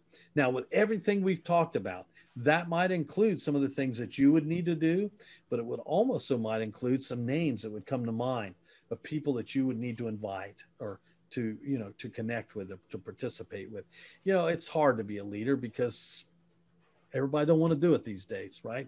But you did it, and I'm so proud of you. I love you for it, and I'm grateful, right? I respect you for your willingness to serve. But now that what's in front of you is to actually make something happen. So what would have to happen in the next 90 days? And let me remind you of the simple principle of success that I've already mentioned twice. What does it take for this stuff to happen? Number 1, decide what you want and then write it down. Right now, each of you and all of your different capacities as leaders, you have different roles. So decide what you want. Where do you see, the progress 12 months from now? And then write it down. And then number 2 is where this part begins. Create a plan, right? Now, who else needs to be part of that plan? When do you need to schedule a time to have a conversation? What is it needs to get done in that meeting? So maybe there needs to be an agenda, right? So what would have to happen? So decide what you want, write it down, create some kind of strategy for the steps that need to do. And then as soon as you do that, you really need to think about what's the cost. Now, sometimes the cost might be in money and you've got to get some permission for that. But many times the cost is going to be in time. In other words, it's going to take time to get it done. And if I say yes to this, I'm saying no to other things. So the question is, if we choose this, and here's what it's going to take to get it done, or here's the first step or the first 5 steps, and we determine what it's going to cost to get this thing done, are you willing to pay that price? Now, I just want you to know that I've been doing this for a long time. And the very first time, I'm not trying to pat myself on the back. It's just an example. When I was president of the Roanoke Valley Lake Gaston Board of Realtors, the first time, there was a huge task that needed to get done.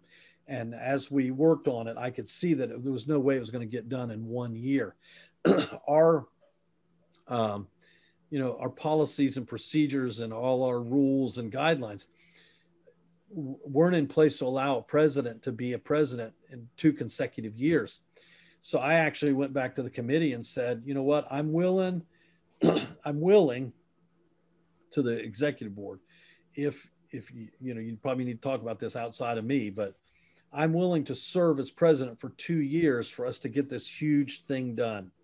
And I'll serve for 2 consecutive years, but we'd have to change all those things. Now, if you don't want to do it, then I'm okay with that too. But just know that I'm willing to stay on for 2 years and do it, or you can decide that we need to prepare the person that would replace me to continue the momentum. What they decided was they would change all of those rules so that an individual could in fact serve 2 years. And so I don't know, some would say I was crazy, but I served 2 consecutive years. Since then, we've actually had 2 other presidents that had huge tasks that needed to get done, that voluntarily said during their term, I'd be willing to serve a second year. And they did that. So I'm proud of them for doing that. So just know that once you say yes to something, you may be saying no to other things. You better be sure that you're willing to pay that price. That's the moral of that story. If you're not willing to pay the price, then you need to go back and revisit. And then the fourth step, decide what you want, write it down, create a plan, estimate the cost. If you're willing to pay the cost and that price, the number 4 is don't let anybody steal your dream. Right now, you might have to tweak it. You might have to fix it. You might have to do some change. You might have to do some redirecting, but don't let anybody talk you out of it.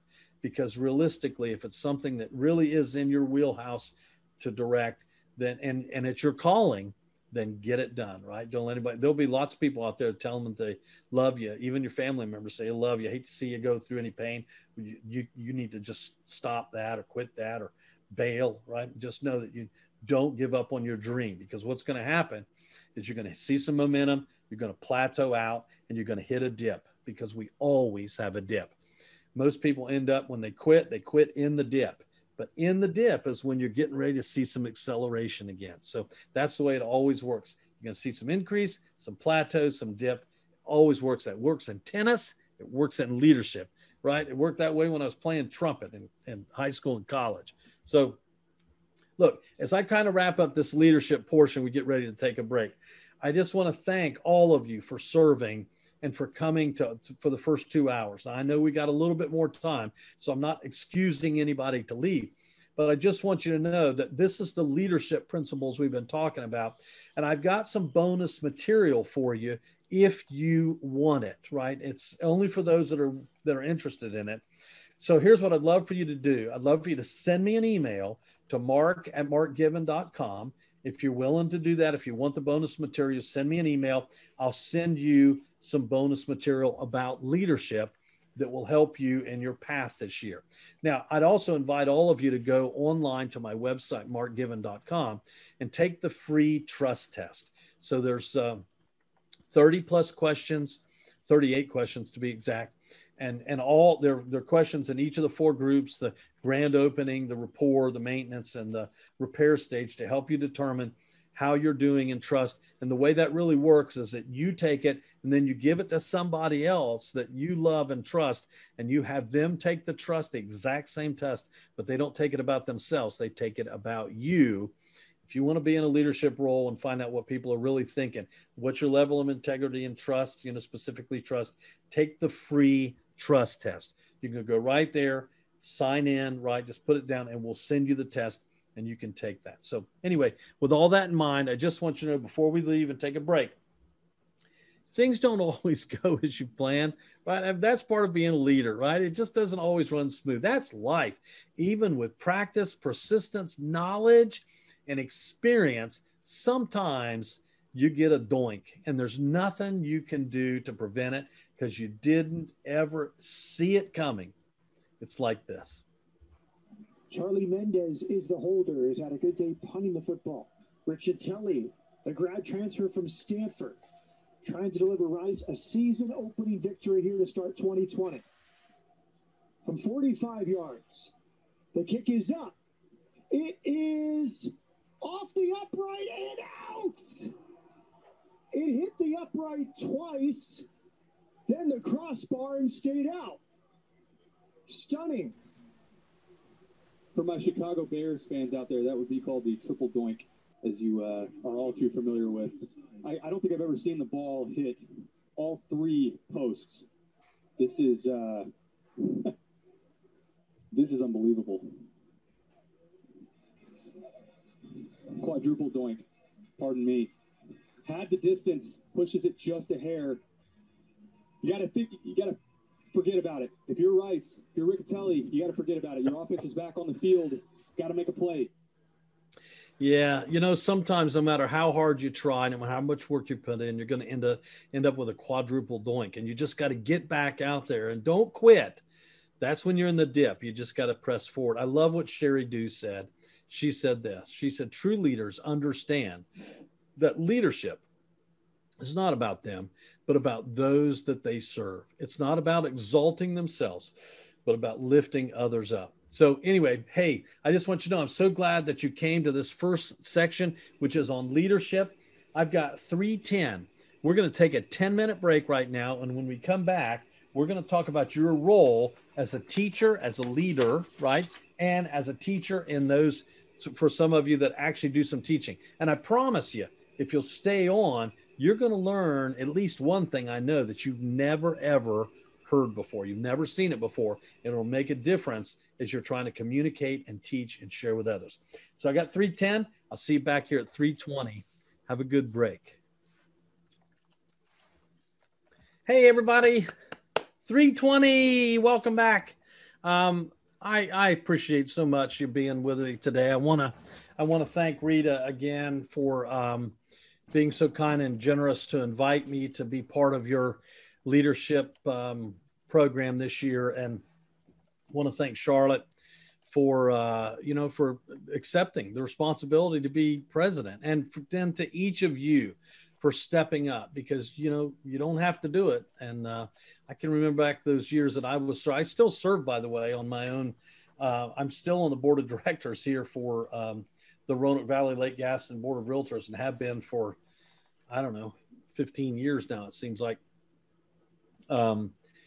But you don't have to do it. And certainly, they're not writing me any checks either. So thank you. Thank you for your willingness to serve. I just want you to know, we're going to spend a little bit of time over the next 30, 35 minutes or so, talking about how adults learn, how your brain works and how my brain works, and how it is that we get people to press forward in a positive way. And although some of you might, again, like I said several hours ago, might be thinking, well, I don't teach. Well, we all teach. We're all constantly teaching.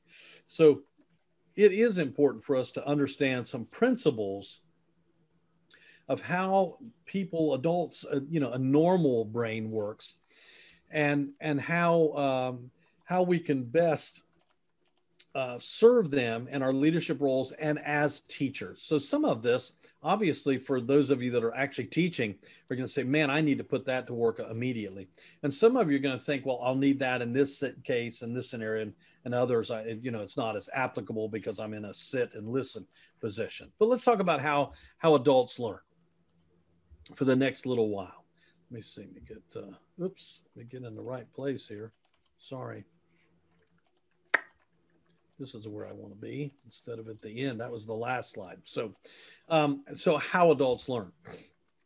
What's interesting is that Microsoft did a study a few years ago. Now, I actually have talked about this. I've been in Virginia enough times that somebody may have heard me say this before, but it's actually worth reminding you if you've heard it before. I'm not sure exactly how you measure the attentiveness of a goldfish, but I just want you to know the world is so full of noise and distractions. Somehow a company like Microsoft has the ability to determine what's the focus time of something even as, simple as a goldfish. And what they discovered when they were trying to determine what's the focus point, what's the period of time that a goldfish can lock in, 9 seconds, right? So you've got their attention span of 9 seconds. The question for us in all that we do, in our personal lives, in our business lives, and our leadership roles as instructors, the reality then is, as human beings, adults primarily who we're dealing with, what's the attention span of a normal adult brain? And here's what's really, really scary about that. What Microsoft discovered was, well, I'll tell you what, before I even give you that, let's go to the chat box real quick. Do you think our attention span is more or less than a goldfish? What do you think? Type it in. What do you think? More or less? Yeah, so most of you are saying more, mine is less. Karen, that's at least honest. Donna, that's honest. Well, here's what's interesting. I have no idea how much money Microsoft spent to discover this, but here's what they discovered. A goldfish, their attention span is 9 seconds, but an adult human being is only 8. Our attention span is so short. Now, you've been on with me you've been on this for nearly 2.5 hours. So here's what's interesting. You may have been online for 2.5 hours or 2 hours and 25 minutes, but you haven't been engaged for 2 hours and 25 minutes. There are times when I bet your mind wandered off. In fact, even if you feel like, no, I was engaged the whole time, Mark, what likely happened was I said something, or there was something on the screen, or you had some thought that caused your mind to wander in another direction. And while you were doing that, you missed what was going on. And so, and then there had to be something to draw you back in. Well, that's what we're talking about today. How do we get people that are distracted and easily distracted? How do we draw them back in so that we can communicate those important principles and lessons that we need to share? You don't even have to take my word for this. Satya Nadella, who's the CEO of Microsoft, said it this way. He said, we are moving from a world where computing power was scarce. And that's true. I didn't grow up with computers. Some of you didn't either. To a place where it is now almost limitless. Computing power, almost limitless, he says. And where the true scarce commodity is increasingly human attention. In other words, we've used technology and intentionally implemented and used and brought it in because it made our life easier. But the problem is there are so many distractions now in the world. There's so much noise that we have to deal with this thing called FOMO, which is this fear of missing out. In other words, if you're laying with your phone up while we're talking today, and let's say you even had your phone on mute so that it wouldn't risk, just in case you're not muted on the Zoom. If it lit up, I bet you couldn't help, right? You probably couldn't help but look at it to see who it was that reached out to you. FOMO, it's a real thing, right? Fear of missing out. So as it relates to that, just know that I love Harvard. I get stuff from Harvard every day, and I don't read it every single day, but I read it regularly. But Harvard Business Review a couple of years ago did a study on what is the learning mindset in the United States. And they were looking at all adults, all industries, not just the real estate industry. And here's what they discovered. Only 10% of people have a learning mindset. 90% only improve their skills if it's part of their job requirement. Now, let's just talk about what we're doing right now. I'm not exactly sure how many people could actually be on today. And Rita and I talked about the potential of what might come on, but realistically, I just want you to know that everybody's not here. And maybe because it's a leadership, kind of a summit for you where you're expected to come, our numbers are higher than normal. But I just want you to know that only 10% of people in the real estate industry, I found this to be true because I've been traveling and teaching in the real estate industry now for 16 years, that only about 10% or less, no matter where I go, actually show up and go to any programs at all. In other words, they show up for CE because they have to, not because they want to, but because they have to.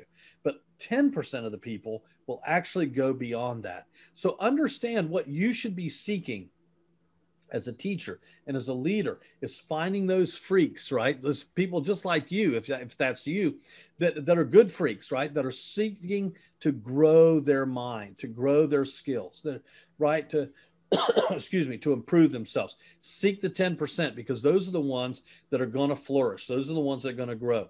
Only 10% have that learning mindset. So as we talk about course program, meeting preparation, and preparing ourselves, just know that everything, if we're going to seek that 10%, right, we need to be well prepared, whether it's a course, whether it's a program, whether it's a meeting. I have done this leadership program, and you're only going to get a small portion of the instructor side of this. I've taught leadership programs all over the country and virtually all over the world. And I've taught instructor development workshops all over the country. And no matter how many times I've done it, I just want you to know, preparation, I've got to do it, and you do too. I've got my slides broken down in groups. That's for the shore section, and this is the leadership. I mean, I wrote everything down so I know where they are. And if you go into a meeting, you probably should have an agenda, right? If you're going to the meeting and you're not the leader, you probably should have read the agenda that they sent to you. If you're going to a classroom, you need to know the material, right? Don't just wing it. Don't ever wing it. It's not because you need to be the smartest person in the classroom. It's because you need to be the most knowledgeable as it relates to that agenda, that material. You need to be the person always that people can know that you are well prepared. It's frustrating to me when anybody ever even questions my preparation because they have no idea how many hours I've invested in preparation. And, for somebody to judge you on that. But if you look prepared, you won't get that often, right? So be prepared and just know that when it's time to start, bring no excuses. That just means that if you've got a class tomorrow morning at 8 o'clock and you haven't prepared, well, maybe you need to get up at 5 o'clock and get ready. If you got a meeting this evening at 6 o'clock and we're here till 4, well, I know you got other things going on, but you gotta prepare. No excuses, right? You cannot be a leader in the world and make excuses. You just can't do that. You can't be that as a leader. You can't be that as a teacher. So always know this is a simple Mark Givenism. It always begins before it begins, right? It always does. Think about what it is you're trying to accomplish. And not just you. Think about what the people that are there that are attending, they're investing their time, their money, their energy, their most valuable asset is their time, really, as it relates to what we're talking about. Don't waste their time. It always begins before it begins. Be the most prepared person in the room. So what should you prepare? Well, you need to prepare yourself, right? So that means your mindset, you're physically, right? So, I always have water so that I'm prepared. I'm all prepared. Thank you for letting me take a sip of that. Whatever it takes for you to be mentally and physically prepared. Prepare your topic, prepare your agenda. Don't let just because you're the president doesn't mean that the secretary, is responsible for the agenda and you don't look at it, right? Just make sure that you're well prepared. In a classroom, you should always know what's coming up, right? That's why I've got the slides, right? I've already got them written down so I can just glance at it and see what's coming up. Prepare. If you're going to have handouts of any kind, make sure you're prepared. You know what the handouts are. You know what the answers should be, right, to every question. And then if you're going to be using equipment like we are today, right, what equipment do you need? What do you need to have to deliver the best? In fact, realistically, you should make it so easy, make it look so easy that everybody there thinks, well, gosh, if You can do it. I can do that. I can do that, right? That one of the greatest compliments you can always have as a leader, as a teacher, is for somebody to walk up to you and say, hey, I want to do what you do. How do I do that, right? Because they're not saying to you, I could probably do a better job than you, but they might be thinking that, right? If you can do it, I can do better than that, right? I should be doing that. So let's talk about the learning process then. Now that we know that we should be prepared and we're committed to being prepared. Dr. Morabian, who was a professor out in California, University of Los Angeles, UCLA, I think, is where he was for years. Anyway, he came out with a study. Some disagreed with it, but no matter what you do, somebody's going to agree with it. But here's what he said the rule of communication is. You may have heard this, you may never have heard this. If you've never heard it, you need to write this down. That when you're out there communicating with people, just know that only 7% of the words you use are what drives people and gets their attention and they connect on. Only 7%. 38% is your tone of voice. How enthusiastic are you, right? What's your, what's your inflection going up and down? Do you get quiet from time to time, right? Do you get loud from time to time? And I don't mean loud mean, I mean to make a point. But 38% of communication is really voice and tone inflection. 55% is body language. Now, I just want you to know that as a teacher, as a leader, you should probably look up some things. I've got some, if you don't know what to read or you don't know where to go, right, or you're afraid if you Google it, you'll get wrong information. Just know I've spent hundreds of hours studying these principles of communication: words, tone of voice, and body language. And I'm not an expert of it. I've still got a lot of room for improvement and growth. But I just want you to know that it takes all three. Can you see for a moment why, if this is a correct principle and you accept Dr. Morabian's principles as correct, I do, that how important it is that you communicate with people directly, right? And not just with using text and email. Can you see where just texting and emailing, you can be misunderstood? In fact, if you look up the studies on misunderstanding of, or misinterpretation of communications, text message, emails, and what you'll find is that as much as 80% of what you text is not always understood the way you intended it. So let's talk about how your brain works also. So, words, actions, tone of voice, all important. But we tend to be, well, let me put it this way. You probably fit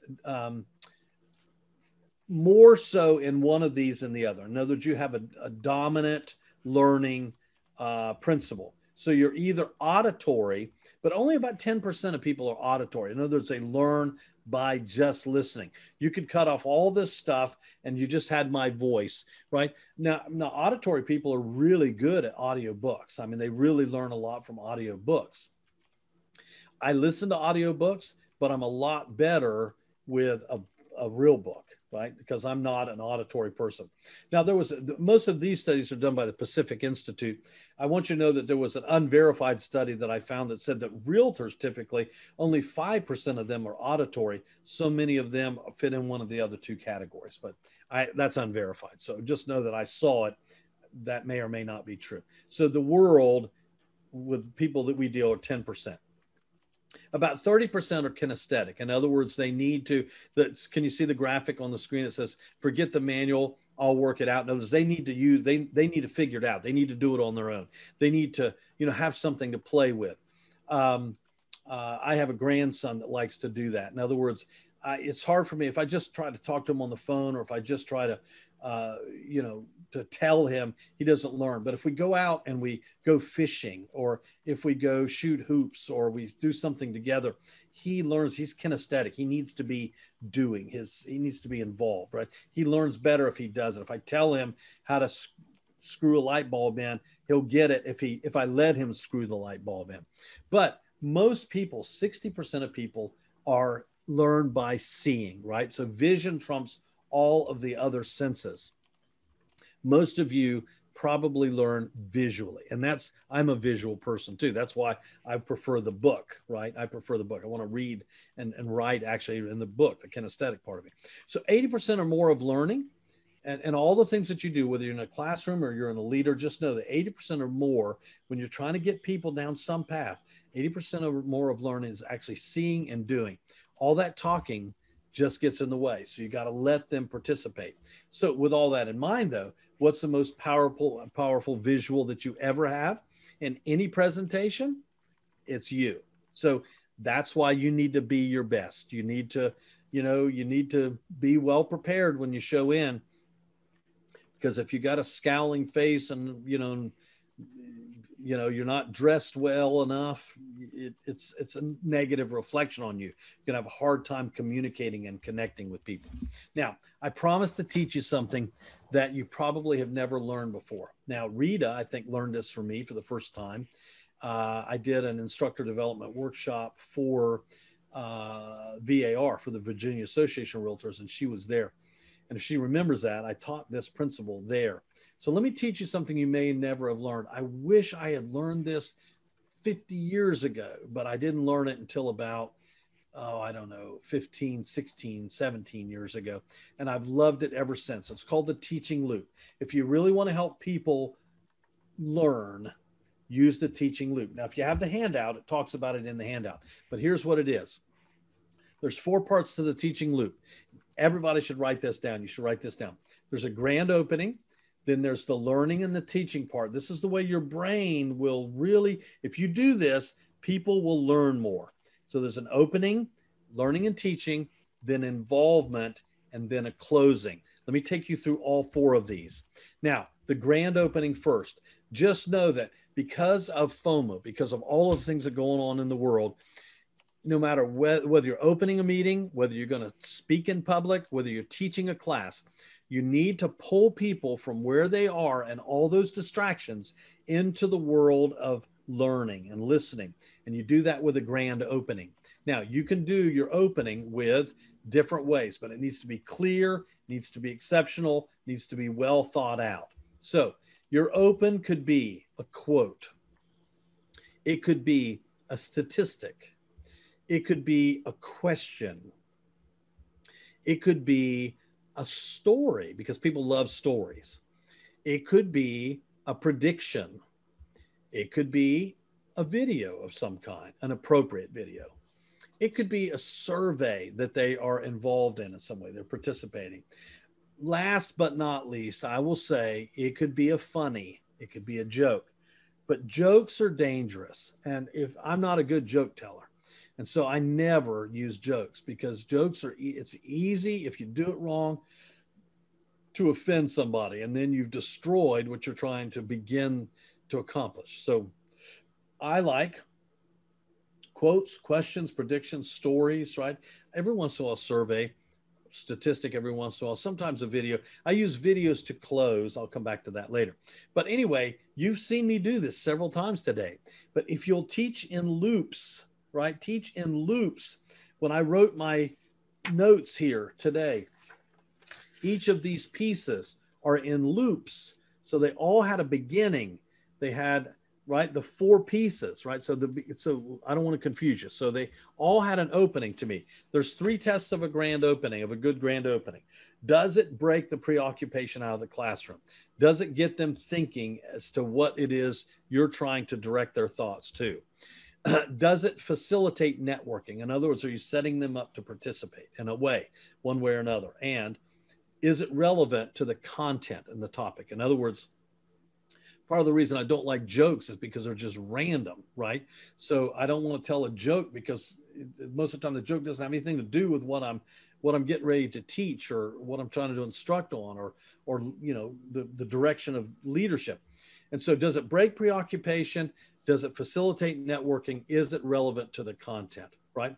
That's important. So that's the grand opening. Now, I just want you to know I'm doing this in a very short session today. So there's so much more.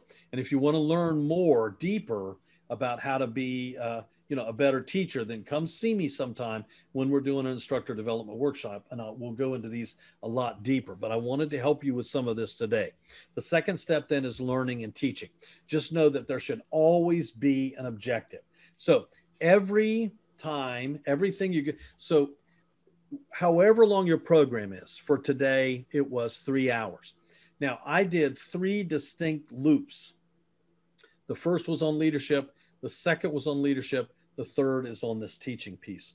Within each loop, right, the whole period, I had multiple loops. So you can see on here, like slide 1 through 4, slide 5 through 9, slide 10 and 11, so on and so forth. Each of those are individual loops.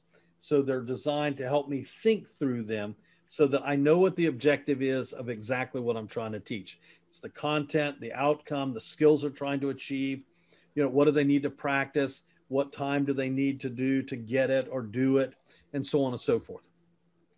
The idea, though, is for all the people that are attending, whether it's in a meeting or whether it's in a classroom, is that they understand what's the point, right? There needs to be, within every loop, there needs to be at least a point. Maybe there's 2 or 3 points, but there's got to be a point. Within this loop, this is the point, right? There's got to be a point. So that leads us then to involvement. Now, I just want you to know, in a larger classroom, when I was teaching grand opening, learning, teaching, involvement, closing, I would actually have, as I said, there would be a quote or there would be something for grand opening, and I would teach all that. There'd be a closing and there would be some learning pieces in there. What's the point? And then I'd get to the involvement in some way. I'd have you go to the chat box, or I'd have you do something. So it's going to be much bigger than what I'm doing. I'm trying to do all of this in one loop. So there's involvement. You've seen involvement today. I've had you go to the chat box. I've had you do a breakout group. I've had you participate with each other. I gave you specific instructions on when to do that. Who was the group leader? How many people were in the group? How much time you had? Here's exactly what you're trying to do, right? So make it clear. So you're going to involve them in some way. That can be in a meeting. That can always be in a meeting. So communication, to me, as it comes to involvement, it's not a skill, it's the skill. People need to understand what it is that they're participating in. Now, I'll also say you want to give people an opportunity to participate. Socrates said, people are smart. They already have the answers within them. A great leader, a great teacher will help draw out those things that they know so that they can celebrate their wisdom. And by the way, everybody else is blessed by it too, because now they learned something they didn't know. The hard part, of course, is when you got somebody that wants to always tell how brilliant they are. And, you have to shut them down some because the class or the group gets, frustrated because they don't ever know when to shut up, right? So that's a whole different principle. But communication, not a skill. It's the skill. Now, what's the best way to get people involved? Well, it's either with stories that you tell so that you can get their brain thinking visually, or you allow them to tell short stories, right? You involve them in a way where they can share a story. So let me give you what I believe. There's Mark's 7 best tips for storytelling success. And if you think you're not a good storyteller, well, you can become one. It just takes a little bit of practice. You just got to know how to do it. So here's the 7 tips. I hope you'll write these down. Number 1, you got to know who your audience is, right? I mean, if you tell a story and nobody gets it, you've just wasted their time. So you got to understand who your audience is so that you can tell a story that will resonate with them, that they can buy into, right? Number 2, be authentic. In other words, tell your stories, not somebody else's stories, not plagiarism. In other words, it's okay from time to time to repeat a story, but don't tell it as if it's your story. Tell the truth, right? If you want to lose credibility and trust, tell other people's stories. And then, it's very frustrating for me as a teacher because I've had that happen before when I'm in a classroom and somebody's telling my story that I know they learned from me and they're not giving me credit for it, right? Or somebody else calls me up and says, hey, I was in class today and so-and-so told the story. Wasn't that your story? Right? Didn't you told me that story. So anyway, don't plagiarize. There are plenty of things going on around you that you can find to tell stories about. Number 3, be sparing with embellishments, but just know that it's okay to embellish some, right? To make the story a little bit bigger, right? You want to make it a little bit bigger, not like we joke about with fishermen, right? But it's be sparing with embellishments. Enhance the story so that it really resonates, right? So it makes it funnier or more interesting. Number 4, big words don't make you look smart. In fact, they distract people, right? Big words don't help you. And so talk to people as if, you're use words that they'll understand, right? So number 5, an 8-year-old should understand. So in other words, anytime you're telling a story, if an 8-year-old can understand the story, you told a great story. So practice it so that an 8-year-old, practice it on your kids or your grandkids, right? Number 6, it's just a conversation. The best storytellers are not actually, just out there they're not entertainers. They're not comedians. They're just telling a story. Great storytellers can tell you a story. It's just a conversation, right? Just makes it funny. Sometimes they're gut busting. Sometimes they're just interesting. Sometimes you learn a lesson from it. It can make you cry, right? Great storytellers can make you cry. That's okay. Number 7, think it through before you deliver it. In other words, if you're going to be in a classroom, practice the story. Don't try out a story, right, for the first time in a classroom. Don't test it on them. If you're in a meeting, don't test a new story that you're trying to teach a principal on them. If you think you got a story you want to tell in your meeting tonight, in your committee meeting, or in your leadership meeting or whatever, or your big dinner, practice it on somebody else first, because man, you don't want it to flop. So those are my 7 best tips for storytelling success. And then the last principle of the loop that I'll teach, and I hope you wrote down all 4 of these. Now, I know I taught it to you in simplicity, but if you'll teach in loops, if every time you go out to a meeting, you'll think this principle, what's the opening of it? What is it they need to learn? What's the point? How can I get them involved in participating in it in some way? Is there a story? Is there something that we should do? Should I have them write something down?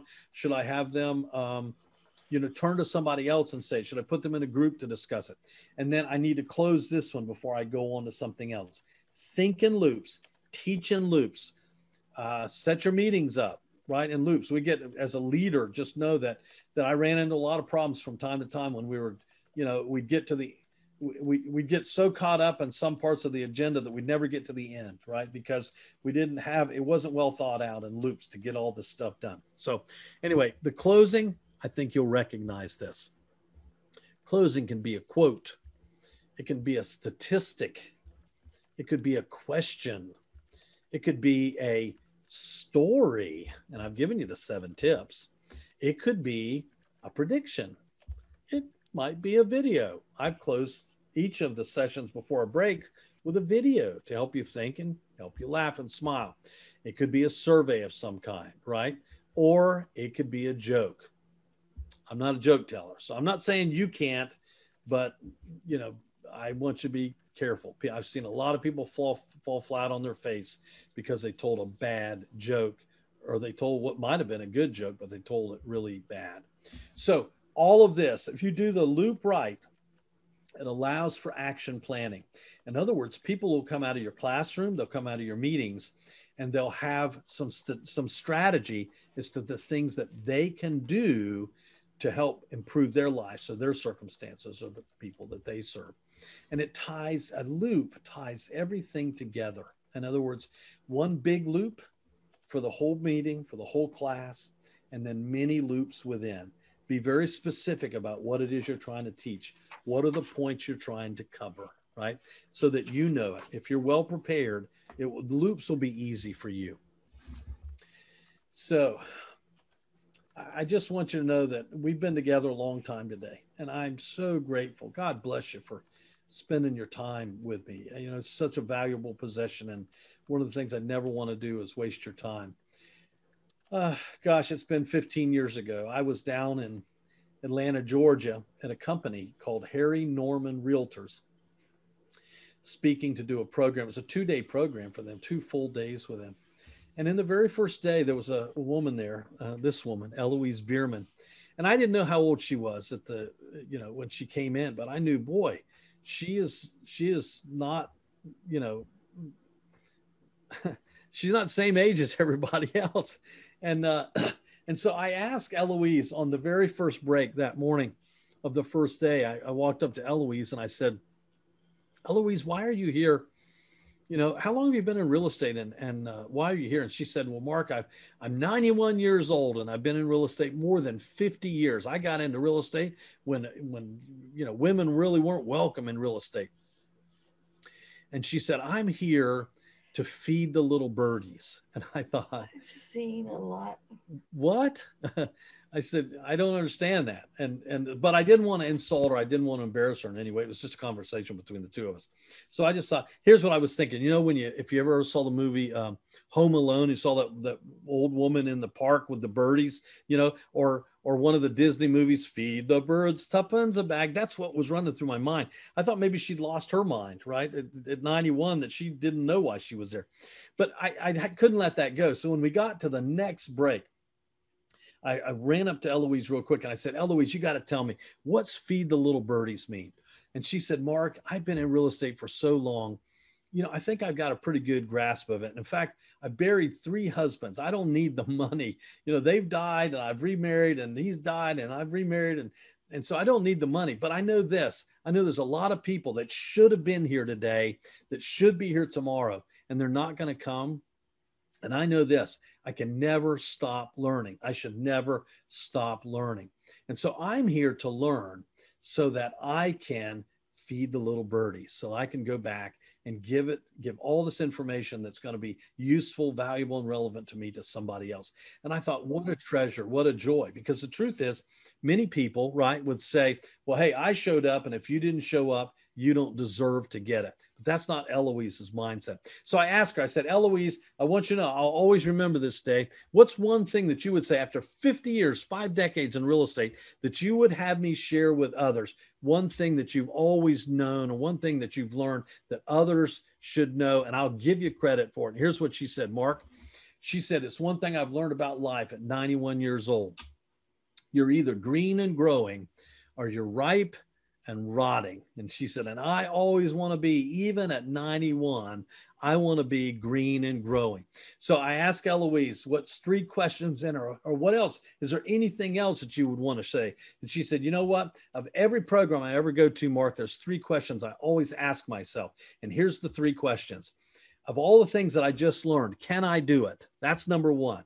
You know, can I do it? Number 2, will it work, right? Will it work for me? And am I willing to give it a shot? And then number 3, is it worth it, right? What could possibly happen? What are the miracles that could happen for me if I did it? So, you know what? I just believe in what Eloise said. I know this, that when your brain and your heart connect on the why, that's when the what and the how will appear. So often we get caught up in the do, and what we need to think about is why we should do it. If we understand the why, that's when the what and the how will appear. So I want to give you a quick invitation. Just know that if you send me an email, I'll send you some bonus material for both leadership and for teaching, right? And I'd invite you to go on the trust and go to my website, markgiven.com. Take the free trust test. I wish you would do that. And then my very last thought, teaching is really about striving to help others reach their best, helping them understand that there is still someone that can do it better than them, no matter how much effort, no matter how much they learn. There's still somebody that can, there's always somebody you can learn from. There's always somebody you can grow if you're just willing to be in that 10%. It's like this.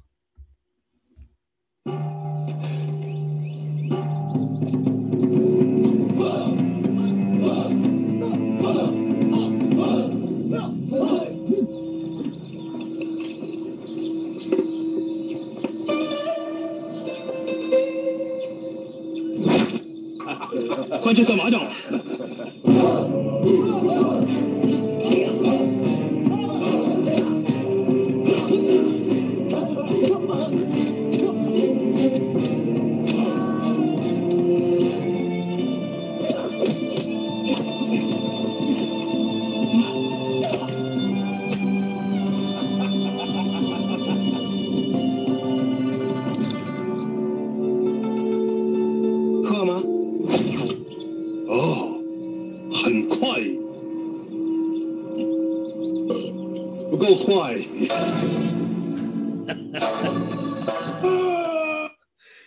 Hey, and with all that in mind, God bless you. Thank you for coming today. I've got 3:58 by the official clock. I'm so glad you came. I hope you know you can reach out to me anytime. Rita, any last thing you want to say before we go? Yeah, I want to thank everybody. And Mark, I can't thank you enough for this presentation, this training seminar. I know I got a lot out of it and a lot that I'll be able to use. So thank you. And I want to turn it over now to Charlotte again. Wow, thank you so much, Mark. I mean, this has been an amazing couple of hours, and it did not feel like that, even though we're giving the time frame. It really did not feel like it. As I sit here and reflect momentarily, I tell you, you have made us, I think, feel like we're part of the 10%. So I thank you for that, because you're absolutely right. Like we have a very dynamic group here online, and very proud to be able to work with all of them. And I think part of the philosophical discussions that you opened up today, and I know I made a lot of notes. I'm sure everyone did. And we will be able to take this into our meetings and our committee meetings, and I'm sure even our personal lives and our day-to-day business lives, and really put some of this to use. So thank you so much. And it has really been a great afternoon, and we thank you for your time and your expertise. Well, wonderful. Very kind. Thank you so much for having me. Thanks for letting me come. Well, thank you, everybody. Oh, I'm sorry. No. And Rita, I apologize. I also wanted to share that we do have a recording that we can also share with you. And Mark has been very kind to allow us, if you do want the copy of the slides of the presentation, that Rita can send them to you, I believe, as well. And this has been an amazing afternoon and wonderful insight. And so we greatly appreciate it. Thank you, everybody. Thanks, Mark. Nice seeing you. My Happy pleasure. New Year. Happy New Year. Stay healthy and happy and safe.